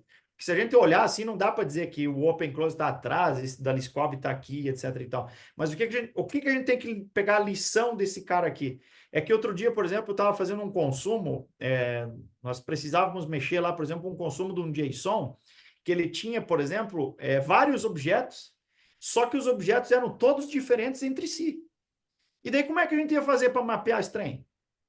Começou aí uma dificuldade. Então, o que eu fui fazer? Eu primeiro, isso o Eric que está aqui escutando, foi ele que inclusive me ensinou isso. O que a gente fez? Nós tivemos uma situação que a gente precisava fazer isso, então a gente pensou, vamos olhar primeiro o que a gente tem. Tem alguma coisa em comum? Tem. Opa, pelo menos o ID é comum. Todo mundo tem ID e todo mundo tem alguma coisa extra ali.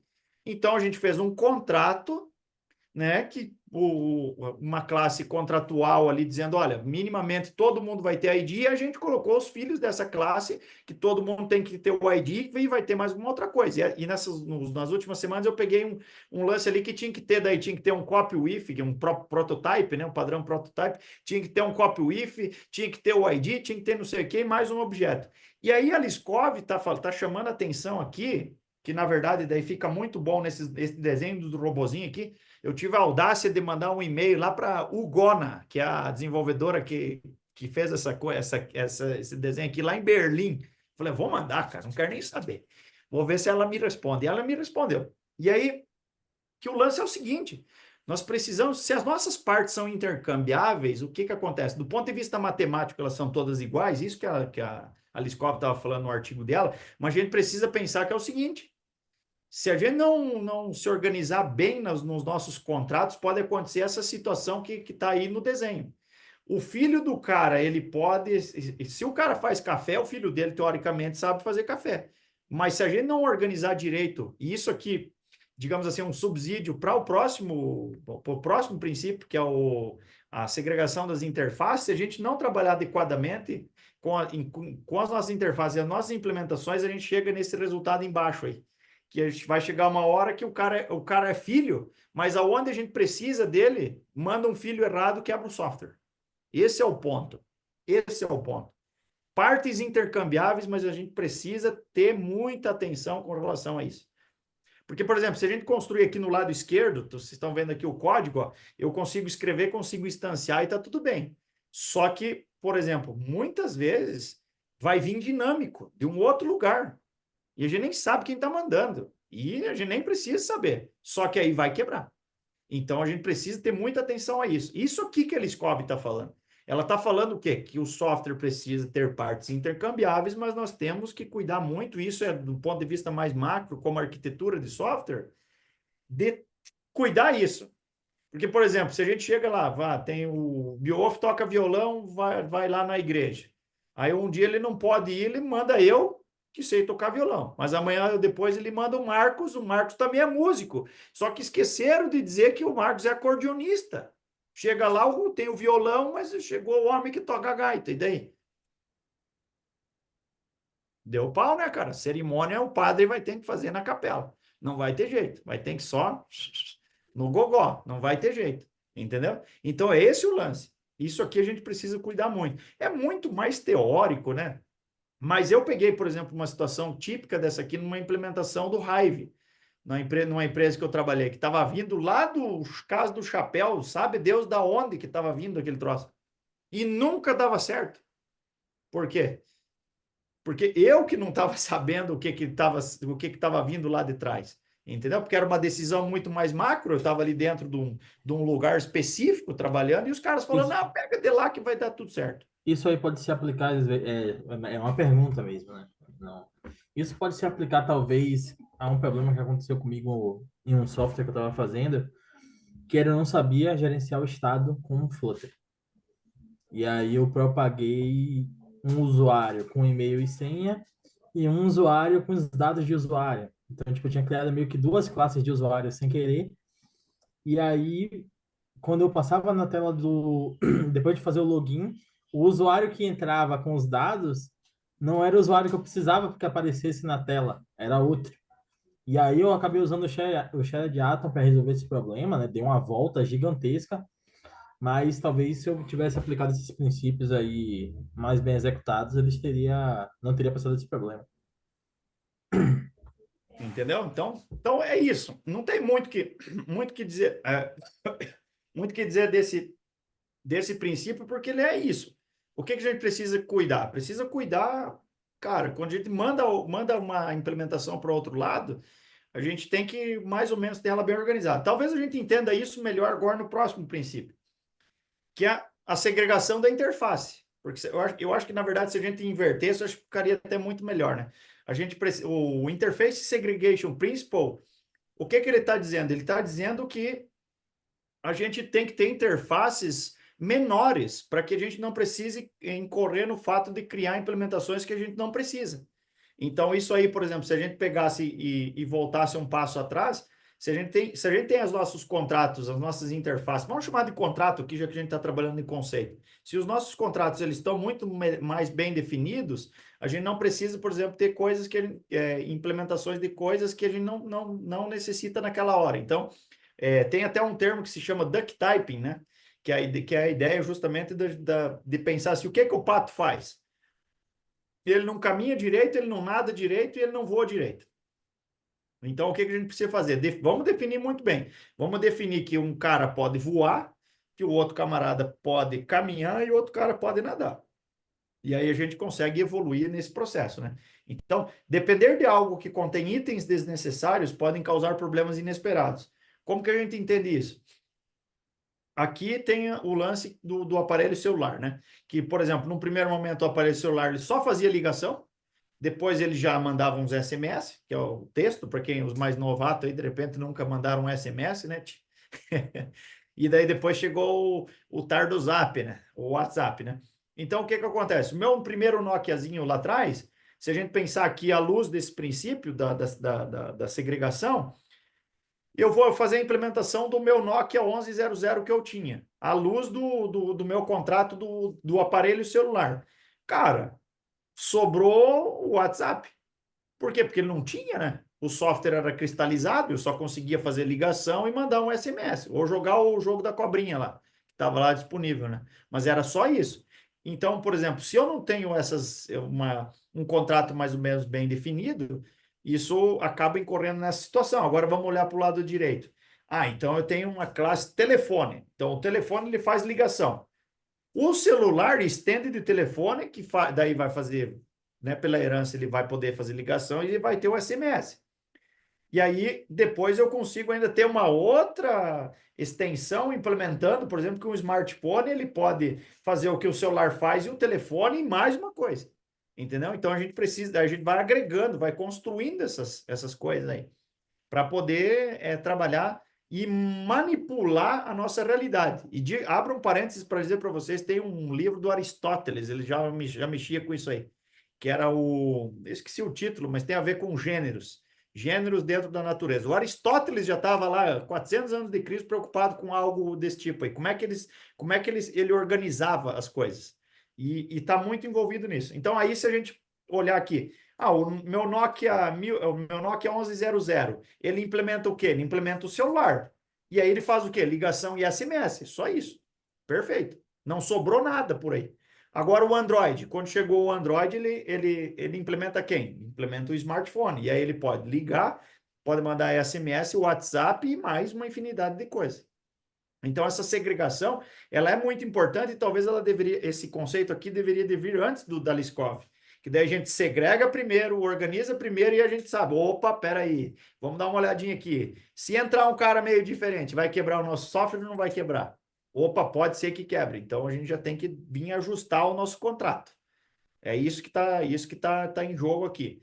Se alguém tiver uma interpretação diferente, cola aí que não tem problema não. Mas eu, pelo menos, penso justamente nisso. Que, de fato, do ponto de vista matemático, todos os filhos do o filho B e o filho C, eles são idênticos ou similares ao A. Mas, de fato, a gente pode ter uma implementação aqui na nossa, digamos assim, na programação orientada a objeto, que é o caso que eu estava comentando para vocês outro dia, que a gente tinha, por exemplo, um metadata. Cada um, depois de fazer a extensão do nosso contrato, estendendo o nosso contrato com um ID e não sei o que mais, ele tinha um metadata, e o metadata era diferente.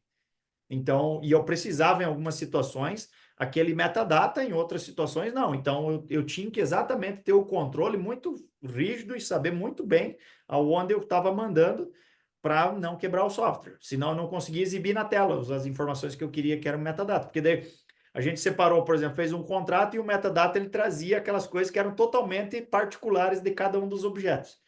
E aí a gente usou o conceito do factory e tudo mais. Teve que fazer uma factory, por exemplo, para definir e para poder ler o nosso JSON, para construir os nossos objetos. Daí chegava lá na tela, a gente tinha que, digamos assim, entre aspas, decodificar. Opa, se for o cara A, ele tem que construir o tal widget. Se for o B, ele tem que tal widget. Se for o C, tal widget. E construir isso foi uma situação bem, bem doida. Mas funcionou, filé. O Eric está aí para levantar a mão aí, que foi ele que, digamos assim, trouxe à luz esse conceito e foi fantástico. Até hoje a gente usa. E depois também ficou facilitado, porque quando a lógica e quando as interfaces estavam muito bem definidas, a gente sabia o que a gente podia jogar para lá e para cá, rapidamente, à medida que iam chegando novas instruções que a gente precisava aderir, a gente usou o recurso do Enum no Dart, né, esse Enhanced Enum, e a gente colocava lá a própria ideia de programação, já apontava onde a gente tinha que atualizar, era rapidão, a gente construiu. Está até hoje funcionando esse código. E rendeu um elogio para nós lá. Foi muito, muito legal. Beleza? E, finalmente, o nosso último aqui da noite, o nosso último princípio, que é a inversão de dependência, né? A inversão de dependência ela está intimamente ligada ao nosso conceito de injeção de dependência, mas injeção de dependência é outra coisa. Mas para que a gente possa fazer uma injeção de dependência 100%, a gente precisa fazer isso aqui, né? A gente precisa seguir esse princípio aqui, que é os sistemas mais flexíveis são aqueles que as dependências não se referem apenas a abstrações, se referem apenas às abstrações e não a itens concretos. Em uma interface abstrata, toda mudança corresponde a uma mudança e uma implementação concreta. Bons designers e arquitetos de software trabalham duro para reduzir a volatilidade das interfaces. Notem que essa última frase é volatilidade das interfaces, né? Se a gente puxar agora mais um para trás, né? A gente chegaria, então, vamos segregar as interfaces. A gente sabe que tem que ter responsabilidade única. A gente quebra em contratos para que o nosso software possa receber novas informações. A gente organiza exatamente, milimetricamente os nossos contratos ali naquela ideia do duck typing, chama Liskov para o jogo e diz, Liskov, e aí, o que tu acha? Não, aqui tá no jeito, isso não vai incomodar ninguém, e aí a gente parte para esse aqui e começa a implementar. E aí, à medida que a gente implementa, e a gente implementa os nossos códigos, e quando a gente chama lá do outro lado que a gente precisa, essas nossas partes intercambiáveis, o que a gente faz? Depende da abstração e não da implementação. E aí vem fortemente a ideia de injeção de dependência, que eu também escutei do Tech Lead uma vez, que não, aqui a gente não usa injeção de dependência. Eu disse, tá bueno, né? Vamos fazer o quê, né? Seu filé do negócio, né? Nós temos um espeto de carne, 2 espetos de carne, né? Nós temos uma picanha e nós temos uma sambica de frango. Não, vamos ficar na sambica, porque a sambica é mais saborosa, né? Tá bom, né? É a escolha de qualquer um, mas eu ainda preferia comer uma picanhazinha, né? Meia mal passadinha, com a capinha de gordura ali. Significa o quê? Vamos trabalhar com essa questão aí da inversão de dependência, que daí a gente ganha a injeção de dependência e tudo mais, e ó, fica chique.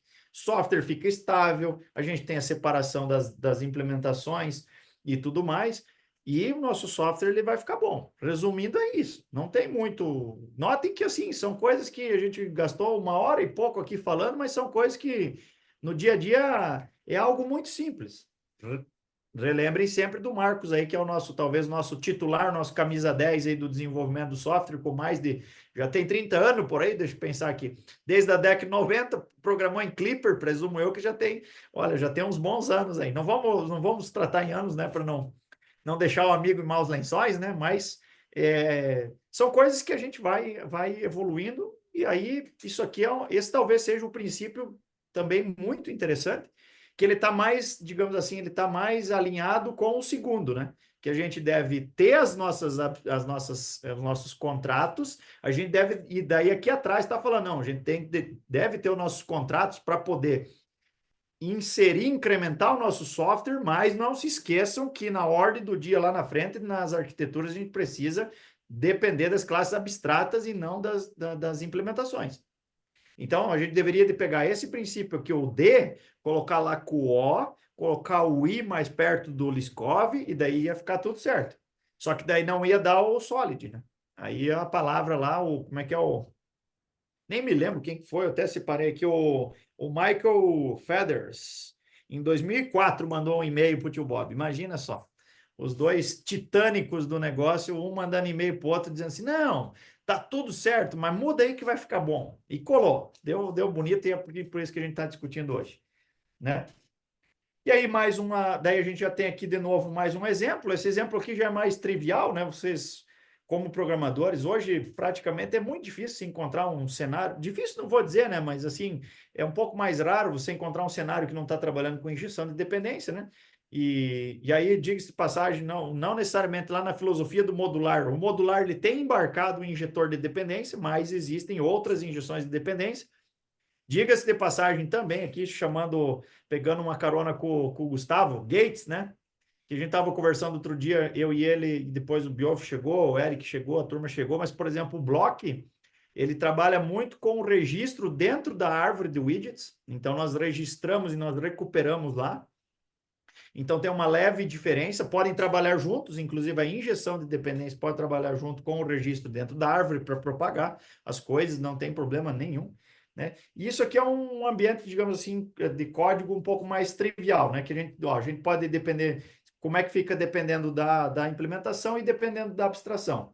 Então, se a gente depender da abstração, a gente consegue efetivamente trocar rapidamente quando tem algum tipo de problema, né? Isso é um cenário também de troca, olha como é que é os negócios. Eles estavam falando de parte intercambiável de software, sei lá, há 50 anos, quando eles estavam pensando, na verdade, uns bolachão, que eu me lembro que tem uma situação lá do tio Bob que ele estava lidando com a ideia de colocar discos, né? E tinha que tirar um disco para botar o outro, para gerar o outro, para daí pegar o outro disco e botar na impressora para imprimir carta de marketing.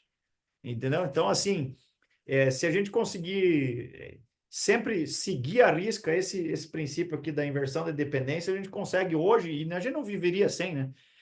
A gente não consegue escrever código tão rápido quanto pegar e alterar, né? Então, muitas vezes a gente até tem código de step, né? Aquela situação do DIL, por exemplo, foi uma situação aí que depois apareceu o Uno, mudaram para o HTTP, que é o pacote, digamos assim, é o Flutter Favored lá, não sei se é nativo, o que é, mas enfim, também se resolve. Então, a gente olha aqui no lado esquerdo, por exemplo, a gente está dependendo de uma implementação do repositório, né?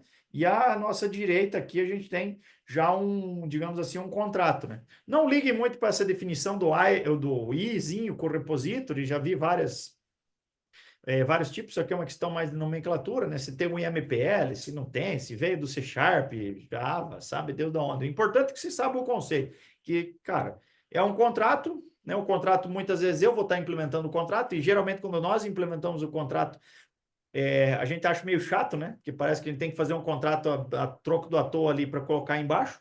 Geralmente é o caso na arquitetura limpa dos contratos dos nossos casos de uso, né? Que geralmente a gente faz um contrato de caso de uso, mas tem só um caso de uso, é o mesmo. Então a gente nunca muda, né? E ele não vai receber o outro. Mas lá na outra ponta da arquitetura isso é importante. Então isso aqui é algo que a gente não vive sem. Bom, uma tirinha aqui do tio Bob, né? Para a gente chegar falando, né? E eu acho que eu separei essa frase aqui porque eu gosto muito dela, né? Criar software de maneira correta é difícil, né? Eu acho que nessa noite a gente já sai com isso de casa dizendo, não, de fato, criar software não é fácil. E não é fácil, mas talvez não é fácil porque a gente não discutiu essa coisa mais histórica e a gente vai criando o ambiente para a construção. Eu me lembro lá no Instituto Federal, por exemplo, nós estávamos em 40, dali a pouco já ralhou, deu uma ralhada, a gente terminou em 4, porque tinha a turminha dos caras que já sabiam tudo, eles não tinham mais nada que aprender, né? Não sei porque eles estavam na escola, né? Acho que eles iam porque eles não queriam ficar em casa. E tinha os caras que se colocavam daí também, dizendo assim, bah, isso aqui não é para mim, eu não vou aprender. Então a gente precisa se dedicar um pouco a isso, mas não tem nada de muito. Se a gente abstrair, porque muitas vezes o que acontece? Uma molecada chega e vai para o código, e daí essa parametrização, essa escrita, esse modo de escrever para que a máquina entenda, nem sempre ela é tão palpável, né? Mas assim também acontece com o português. Eu estudei latim, estudei grego, estudei francês, estudei alemão, estudei italiano, e inglês e guarani. Cara, meu francês até hoje não sei nada. Para não dizer que não sei nada, aprendi com o tiozinho outro dia ali que eles trabalham aqui, o haitiano, ele me ensinou merci beaucoup, daí eu me lembrei. Só isso aí, que é obrigado, que eu aprendi lá na língua dele. Fora isso, não aprendi nada. Fui 6 meses na cadeira, não teve jeito. Achei difícil. Ça va? O latim e o grego eu aprendi lá no Mosteiro de São Bento, do Rio de Janeiro, onde eu estudei. Ele me subsidiou para me entender as aulas de português. Porque daí eu Mas consegui. com o latim, tu não facilitaria para tu pegar o francês? Mas não teve jeito, eu não me adequava, não ia, né? Não tinha jeito. Não aprendi. Aprendi a falar um pouquinho de alemão, mas o francês não teve jeito. Mas aí o que eu quero dizer? Que, cara, as dificuldades vêm e tudo mais, a gente precisa se adaptar. Mas assim, nós estamos aprendendo, é um aprendizado constante, e digo que, por exemplo, os grandes arquitetos de software, por exemplo, eles só ascendem de um ambiente para o outro. Por exemplo, geralmente eles começam codando e depois eles vão se preocupar muito mais com isso. Beowulf deve ter mais experiência, muito mais experiência do que nós, mas e já teve em outros contextos, mas, por exemplo, os arquitetos de software, eles já não escrevem mais muito software, eles já só ficam definindo esses contratos, essas coisas todas, e já vão dizendo para nós, tem que fazer isso, aqui encaminha para cá, encaminha para lá, e nós vamos entrando codando. Nós estamos fazendo o processo reverso, né? Entendendo um pouco, digamos assim, o mindset de como que se organiza o software para daí a gente poder codar. Tendo isso aqui posto, vai funcionar. E aí, continuando no tio Bob, né? Requer conhecimentos e habilidades que a maioria dos jovens programadores ainda não adquiriu. E isso é fato. Está aí o depoimento do Marcão. Lá na juventude dele, era no livro, era na base do soco, da faca e etc e tal, e machado. E hoje é assim por quê? Porque muitas vezes os caras não querem estudar. Então é preciso estudar, né? E hoje a gente tem muito facilitado aí. É super, super mais tranquilo. A gente consegue hoje rapidamente dialogar com os chineses, se a gente quiser, né? O pessoal zoa muito com os indianos, né? Mas os indianos, por exemplo, eles criaram uma metodologia que eles desenvolvem código muito rapidamente e entregam, porque está tudo meio pronto, mas é meio zoado. Às vezes a gente tem que chegar depois e ir dando umas corrigidas, mas é porque digamos assim, o nosso arcabouço teórico é diferente do deles. Alexandre, Diga. só contribuindo nessa parte aqui, o que acontece? Antigamente, nós tínhamos uma fonte de informação. Hoje, nós temos uma quantidade de informação tão grande, como você falou, em várias linguagens, sei lá, vários conceitos e tudo mais. As pessoas viajam na maionese e ficam louca. Antigamente, a gente pegava um conceito e trabalhava ele. Era simples, né? Por exemplo, quem é que desponta hoje no mercado? Quem é que a gente vê que realmente aparece como seria aquelas pessoas que ditam ali, pelo menos assim, uma linguagem, uma coisa. Aquelas pessoas que se especializaram numa linguagem. Porque toda linguagem ela é capaz de fazer qualquer coisa. Abre aspas, né? Nós temos a parte móvel e tal. Mas se você se especializa numa linguagem e trabalha os conceitos, trabalha, né, a lógica e tudo mais, você vai ser um cara que vai despontar em relação aos outros. O problema todo é que a gente vive numa situação hoje em dia que aparece uma linguagem, agora tem o F Sharp, tem o C Sharp, tem o Rush, aí tem não sei o que lá, e todo mundo está ali despontando numa linguagem, de repente, porra, não sei nada disso aqui, vou para aqui agora. Aí, porra, começa tudo de novo, são outros nomes, são outras coisas, aí você fica louco.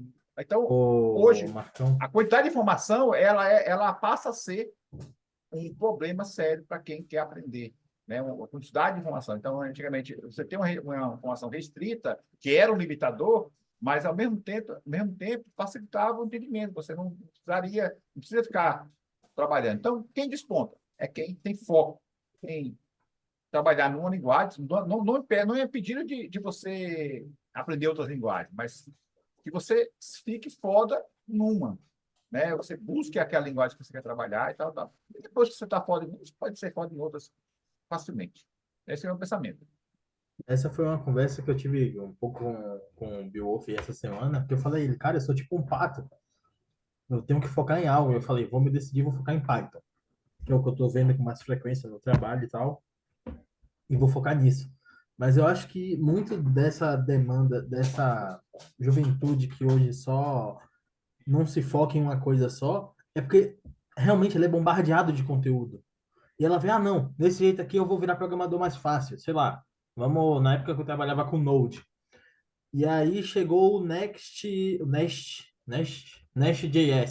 que fazia tudo o que o Node fazia com o Adonis muito mais rápido. Então a galera, meu Deus, vamos ter que mudar para isso que vai fazer muito mais rápido. A gente vai ganhar 10 segundos a mais em cada CRUD que a gente vai fazer. Uou! Mas aí a galera já ia aprender um outro framework, uma coisa totalmente diferente. Isso quando não é com a linguagem, né?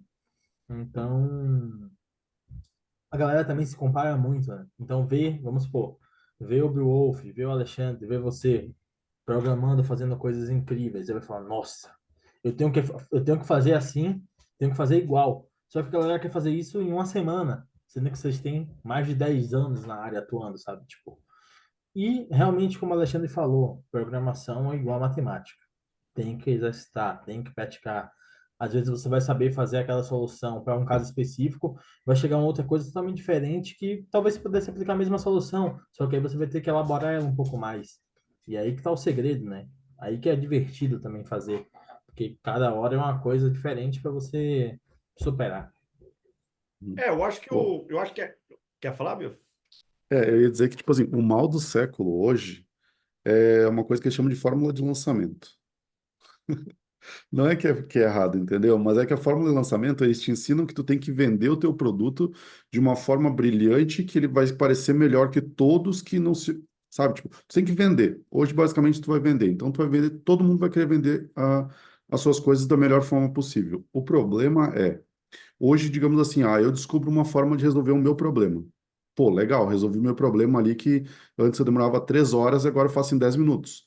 Nossa, eu pego essa solução, eu aumento ela assim, ó, como se ela fosse a solução de todos os problemas. Mas na verdade ela só é a solução para o meu problema. Pode ser que quando o Alexandre for usar, vai dar muito problema no que ele está tentando fazer, ele vai ter que adaptar todo o sistema dele para funcionar da forma que aquela solução funciona, entendeu? E isso é uma coisa que eu vejo, tipo, direto, sabe? É o pessoal, ele pega, digamos, uma faca de cozinha e ele quer matar uma vaca, quer tirar o couro de uma vaca com uma faca de cozinha, mas a faca de cozinha não foi feita para aquilo, entendeu? A faca de cozinha foi feita para te cortar comida, coisas assim. Então, vai ter uma faca que é melhor para te matar a vaca. Mas não quer dizer que a faca de cozinha não preste ou que a faca lá que tu usa para matar a vaca seja melhor e tu vai usar para tudo. Provavelmente aquela lá vai ser maior, mais afiada, que vai ser ruim de tu usar na cozinha. Então, tu tem que começar a entender que existem diversas soluções para diversos tipos de problemas. E não tem uma solução que resolve todos os problemas. E é a mesma forma, tipo assim, que a gente falou das linguagens. O Python, ele resolve muitos problemas, só que às vezes ele pode ser lento para uma API comparado com o Rust. O Rust também é muito bom e, tipo, em performance e controle de memória, mas talvez ele não seja tão, como é que se diz, tão declarativo como um C Sharp, um Java. Então, tu tem que entender realmente qual que é o teu problema e como tu vai solucionar o teu problema. E não pegar a solução que o Gabriel disse ali que era melhor e querer aplicar e resolver todos os teus problemas. Esse é o mal do século, sabe? Tipo, as pessoas elas estão vendendo tão bem uma solução que muitas outras pessoas estão comprando essa solução como se fosse a resolução de todos os problemas. E Cara, isso uma é... coisa. Fala, fala. Não, não, não, pode. Uma coisa que eu me deparei agora nessa Startup Weekend aí que aconteceu. Eu estava fazendo um software para trabalhar com um PDF no Flutter. Tipo, criar um PDF e tal. E, tipo assim, não é que seja muito difícil, mas o grau de complexidade que você tem é muito maior do que você vai fazer isso no Python. No Python você chega com duas linhas. Você vai fazer lá o PD data frame, vai dar o append e acabou. Gerou o seu Excel ou seu PDF, ou o que for, sabe? Tipo, é um absurdo, velho. É muito mais prático, porque é uma linguagem que, com o tempo, virou para uma linguagem para ser tratada, trabalhar com dados, com essa parte mais de automação. Então, ela tem ferramentas para isso. E, tipo, realmente é aquilo que você falou, né? É saber o que usar em cada caso e você, como especialista, vai saber extrair o máximo da sua ferramenta, que você é especialista. Então, para você, não vai ser tão Isso. complexo fazer aquilo, né? Isso, e tu tem que ser tão especialista que tu tem que saber quando ela é boa e quando ela não é boa. É justamente isso, tem que saber os limites da ferramenta ou da solução que tu está usando, sabe? Porque senão não adianta, sabe? Tipo, às vezes tu vai ter que adaptar todo o teu sistema porque tu resolveu usar, sei lá, um package de alguma coisa. Todo o teu sistema vai ter que funcionar relacionado com aquele package. E se aquele package parar de funcionar, teu sistema vai junto com ele. Eu Então, acho, eu acho eu chamo de fórmula do Rambo, né? Se vocês olharem a trilogia, quadrilogia lá, não sei o que, do Rambo, ele sabe tudo. Desde atirar com arco e flecha para derrubar helicóptero, ele dirige tanque, ele dirige helicóptero, ele dirige tudo, uhum. sabe tudo, põe na selva, faz tudo. E tudo bem feito. Não existe. É a máquina mortífera, literalmente. Cara, essa fórmula aí não existe. Talvez o que, talvez o que a gente precisa também, inclusive pegando um gancho desse lance do Beowulf, é justamente isso. Nós precisamos nos policiar para que a gente sempre pense muito qual é o nosso problema, o que que a gente está solucionando, o que que a gente está aqui trabalhando, e não essas soluções milagrosas. A gente deve olhar, por exemplo, a gente olha para muitos materiais que tem na internet. Cara, dá uma abstraída, entendeu? Porque de fato isso que o Beowulf falou é isso. O nosso papel aqui, por exemplo, é um papel, digamos assim, mais de compartilhamento de experiência, troca de experiência, pensar um pouquinho nos conceitos, trocar uma ideia e tudo mais. Porque lá na realidade, na nossa realidade cotidiana, cada um vai ter um problema. E qual que é o problema? Se a gente souber exatamente delinear o nosso problema, a gente consegue achar a solução adequada. Independente de qualquer tipo de tecnologia, a gente sabe que a gente vai utilizar código e vai escrever software para resolver aquele problema, mas a gente precisa, qual é o problema? Porque se você não sabe o problema, como é que você vai saber qual a tecnologia você vai usar? Entendeu? Ah, eu quero ir daqui ali em Cascavel. Beleza, meu problema é deslocamento daqui até na cidade vizinha, então agora eu posso escolher. Ah, eu estou com bastante tempo, vou a pé. Estou com um pouquinho menos de tempo, vou de bicicleta. Estou um pouco mais apurado, vou de moto. Estou um pouco mais ainda apurado, tenho um senso de emergência, vou de carro, entendeu? Ah, não, estou lascado, não tem jeito, vou arrumar um helicóptero. Mas a gente sabe exatamente o nosso problema, que é de deslocamento, é de ir daqui para lá. Agora, o que a gente vê muito por aí é que as pessoas não sabem o problema. E Esse também trabalho, os nossos gestores, muitas vezes, eles não sabem compartilhar o problema. Porque se eles esse era o soubessem ponto que eu queria dizer para chegar. nós o que eles estão querendo resolver, favoreceria. Mas às vezes a gente tem que ter uma bola de cristal também, é um pepino, né? É esse ponto que eu queria chegar com você. Esse ponto de definir o que utilizar, como utilizar, na equipe, cabe ao PO, cabe ao Tech Lead, cabe a quem, né? No caso, O tipo, PO nesse vai te sentido. mostrar o problema, o arquiteto vai ter que arquitetar a solução. Isso. Basicamente isso. E o Tech Lead, ele vai te dar uma força porque ele é o cara, o especialista da bagaça, entendeu? Daquilo que Né? está sendo usado. E cada Exatamente. solução dessa que você falou aí, né? Bicicleta, andar a pé até helicóptero, tem um custo. E você vai ter que Uhum. analisar o custo, se o custo Exato. compensa. Então, é essa a questão. E quando eu falei das linguagens diferentes, eu falo para quem está aprendendo, né? Quem está aprendendo tem que focar numa, né? Uma linguagem para poder justamente aprender a programar, Uhum. aprender tudo. E quando chega nesse ponto de você definir que linguagem usar para poder resolver um problema específico, que talvez seja ou a parte mais principal da aplicação ou não, aí você tem que optar por linguagem, aí você já está no nível mais avançado, isso vai mais tranquilo. Mas o custo também ele deve ser analisado, certo? Vale a pena? Custo tanto de modificação do aplicativo, ou de ter uma equipe ou uma pessoa especialista naquilo para poder desenvolver aquilo, ou eu fazer com a minha ferramenta que atende e tal. Tá. Então, isso tudo vai nessa questão da análise aí, para poder definir o que vai ser melhor fazer. Isso. Bom, e finalmente, então, chegamos aonde a gente queria. O que que é o conceitos básicos para boas arquiteturas? Cara, essa aqui, digamos assim, é a arquitetura mais popular. Essa estrutura aqui que eu estou mostrando em tela, ela normalmente nós encontramos somente em grandes empresas, maiores, assim. Claro, tem empresas pequenas que utilizam também, não estou dizendo que não usam, mas normalmente começa menor, começa um pouco mais reduzido. Esse tipo de cenário aqui a gente já pega nos players maiores. Mas vocês podem ver que todos os conceitos estão envolvidos, ó, porque cada um deles tem uma responsabilidade. Nós temos os nossos contratos que permitem que a gente possa expandir o nosso software. Nossos contratos eles são muito bem definidos, com a segregação das interfaces, e a gente tem a dependência das abstrações e não das implementações para que a gente possa trabalhar em equipe. Resumindo tudo que a gente falou hoje de noite, está aqui, ó. Puro e simplesmente, né? E aí eu faria um adendo aqui, que isso é muito, que eu sempre achava, falar assim, como que eu vou, se eu criar um monte de classe e um monte de pedacinho, como é que eu vou fazer isso aí se conversar? Esse era talvez o meu maior temor, que eu fiquei horas e horas e dias e noites e madrugadas codando e tentando conectar uma classe com a outra, aquela coisa toda para funcionar, para chegar nesse ponto. E isso aqui, por exemplo, é o que faz com que o Flutter, porque o Flutter, na verdade, ele só está aqui nesse ladinho azul, né? Não pense que o Flutter é aqui para trás, né? Aqui para trás é outra coisa. Aqui é Dart. E aqui do lado é o Flutter. Então, o que que a gente faz? Se amanhã depois o Google desistir do Flutter e dizer que o Flutter não funciona mais e quer criar, sei lá, o ABC. Cara, se a gente tiver isso aqui tudo para trás bem definido, cola o ABC aí no Dart, se ele comunicar com o Dart. Se não comunicar, vai botar mais uma camada aqui no meio, talvez. E o teu software não vai morrer tão rapidamente. Esse é o ponto. Então, esse papo que a gente estava ali trabalhando hoje à noite era justamente para a gente chegar e subsidiar essas classes aqui, que parece um repeteco mais do mesmo, tem muita coisa. Cara, daí tem os vendedores aí que uns dizem que isso aqui é a única coisa que salva o mundo, o outro diz que só precisa 2 camadas. Cara, aí vai do negócio. Uma coisa é certa. Se os caras grandes mesmo, se os caras grandes, não estou falando a miudeza, estou falando se os caras grandes olham para essa estrutura aqui e dizem que isso aqui funciona, eu acredito que a gente minimamente deva aprender.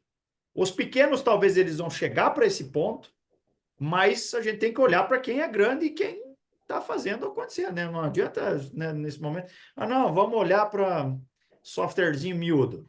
Eu acho que esse é o segredo, sabe? Tipo, não sei se é porque eu aprendi com isso que você está me mostrando aí, que eu acho que ficou fácil para aplicar em outras linguagens, mas essa estrutura de clean architecture do Flutter é muito boa, do Flutter, do Dart em geral. Tipo, claro, gera uma confusão a primeira vez que tu vai usar. Por exemplo, comigo acontecia. Como é que eu vou diferenciar o repositório ali da implementação do repositório ali da interface lá no domínio? Acontecia muito. E aí, tipo, pô, aí tu vê que tu faz a implementation, o outro tu bota o teu código de fato, o que vai acontecer e tal. Vai fazendo os contratos. Claro, se você programou C Sharp, você vai ter uma noção maior de contratos, interface e tudo mais. Só que para quem não conheceu, esse é uma boa porta de entrada e não é tão difícil. O lance é que, assim, normalmente a gente sempre pensa um pouquinho diferente, porque, assim, quando a gente trabalha com contratos e arquitetura, normalmente os Javeiro e os C Sharpeiro, eles estão já um pouco mais acostumados já há um bom tempo, entendeu? Mas o conceito é o mesmo. Tanto é que o conceito veio de lá para cá. Tá aqui, ó. Uhum. Então, É isso que viu? eu Tá queria aqui dizer. dentro. Aqui, Uma viu? vez, uma vez eu trabalhei num projeto onde eu estava se usando o Node, né, com TypeScript, e o pessoal estava começando a forçar uma arquitetura de interface. E aí a gente ia ter que, toda a interface que a gente ia criar, a gente ia ter que injetar dependência lá no core do Adonis, porque o Adonis não foi feito para isso. E aí, depois de um tempo, caiu em desuso o projeto, essa prática, porque ficava inviável. Toda vez que você ia fazer isso ali, tu tinha que criar uma interface, injetar manualmente a dependência lá no core do framework, para poder referenciar aquela pasta onde estava aquilo ali. E aí, tu fazia toda uma mudança no framework que não foi feito para aquilo. E aí, depois a galera entendeu, ó, por que a gente não vai para um que realmente é desse jeito? E aí foram acontecendo as mudanças. Exato. Então, assim, o pessoal, eu tive um dos grandes javeiros do Brasil, ele fez o curso de filosofia um pouquinho depois que eu. E ele sempre vinha de terno, gravata, ele acho que foi professor aí da Piazada aí que está aí, aqui, inclusive. Ele vinha no curso de manhã, terno, gravata e uns 3 livros, mas uns catatal, quase igual o meu dicionário de Guarani aqui, que eu tenho um dicionário de Guarani, guardar uma olhada aqui na grossura do rapaz, em relação a esse aqui. Ó. Ele vinha com os catatal, cara, e ele foi estudar filosofia e ele era desenvolvedor Java, entendeu? E, cara, porque ele estava lá atrás dos conceitos, ele já tinha ido para cima, aí uns 9 degraus, entendeu? E daí o que que acontece? Isso aqui, cara, se olhar de lá para cá é mais do mesmo. Porque se você conversar com um cara do Java, ele entende isso aqui, mesmo que os nomes, talvez a nomenclatura não seja exatamente a mesma, mas os conceitos são os mesmos. Se você conversar com um cara do C Sharp, ele também segue esses conceitos. Pode ter uma pequena diferença na arquitetura, né, de separações de camadas, que daí cada qual dentro da sua casa organiza os móveis da melhor forma que lhe convém, né? Mas tem sempre uma padronização. Por exemplo, você não vai ter uma pia de cozinha no quarto, né? A pia vai estar lá na cozinha, né, para todo mundo. O sofá, geralmente, ele vai estar na sala, né, para poder ver a televisão. Então, minimamente, você não tem assim umas discrepâncias muito grandes, né? E daí tem essa adaptação aqui do Flutter. Então, tem isso. Mas cara, é bem isso aí mesmo. Tem. Isso é algo, Bom, inclusive, que o Uncle Bob fala, né, lá no Clean Code, quando ele chama um pouco dos contemporâneos dele para poder dar um ponto, né? Aí tá lá o criador do C Sharp e várias outras pessoas de referência explicando a importância daquilo. isso. Bom, resumindo, o que que acontece? Simplicidade, né, em conceitos aqui, simplicidade, mutabilidade, aplicabilidade, capacidade e estabilidade. E é isso, né, gente? O que tinha para apresentar hoje são esses conceitos. Agora a gente precisa sentar aí e codar mais. Atleta de alto rendimento, né? Embora o meu rendimento nessas últimas semanas está baixo, porque eu estou empenhado em umas outras missões, então praticamente codei bem pouco, mas a ideia é que eu, por exemplo, tenho essa filosofia. Os caras sempre falam assim, pô, Brasil, você é sempre ocupado, não pode tomar uma cerveja. Eu digo, cara, depende do senso de emergência. Eu estou aqui sentado em casa, cara, eu estou estudando, comendo livro, estudando todo dia. Se você me falar, não, tem uma emergência aqui que eu preciso ajuda tua, eu tenho tempo livre. Agora, se eu esperar, não, eu vou estudar amanhã, mas daí não, tem que criar uma consistência de estudo para chegar uma hora e ter que, não, vou ficar 15 dias afastado do Flutter. Não tem problema. Eu fiquei 365 dias colado no Flutter. É diferente de você ficar 15 dias colado no Flutter e 360 descolado. A programação é mais ou menos isso aí. Você tem que fazer, né? A tua balança tem que sempre para o atleta de alto rendimento. Não tem jeito. Bom, é isso que eu tinha preparado para vocês. Então, agora, tribuna livre, que nem diz outro. Agradeço mais uma vez a oportunidade de sempre falar sobre isso aí. O nosso próximo assunto, que eu acho que eu estou escrevendo um artigo aí, só para dar um spoiler, vai ser alguma coisa de reatividade de novo, que está ali agora, estão brigando entre reatividade, né, e etc e tal, mas eu particularmente acho que o bloco é um bom tema para a gente discutir em um momento. O nosso grande amigo Bill Wolf já disse que ele está estudando também. Ele sempre rouba os meus temas de estudo, né, cara? Ele não falou, mas fui eu que falei outro dia, está registrado aqui. Eu que disse a ele que era para a gente falar sobre esse tema lá no TDC. Daí ele ó, passou a mão no meu tema, cara. Não, brincadeira. Isso é um tema comum, Padrão! a gente estuda direto e tá aí para quem quiser, né? E também é uma outra coisa que, por exemplo, junto com o Solid, junto com a arquitetura, é um tema aí que está sempre em jogo nos grandes players. Que a gente sonha muito em estar lá nos grandes players, né? Então a gente precisa minimamente dar conta disso. Beleza? Inclusive, está aberto aí o Call for Papers tanto do GDG, lá para o evento Latam, de São Paulo. O do TDC eu acho que já fechou, mas o do GDG ainda está aberto.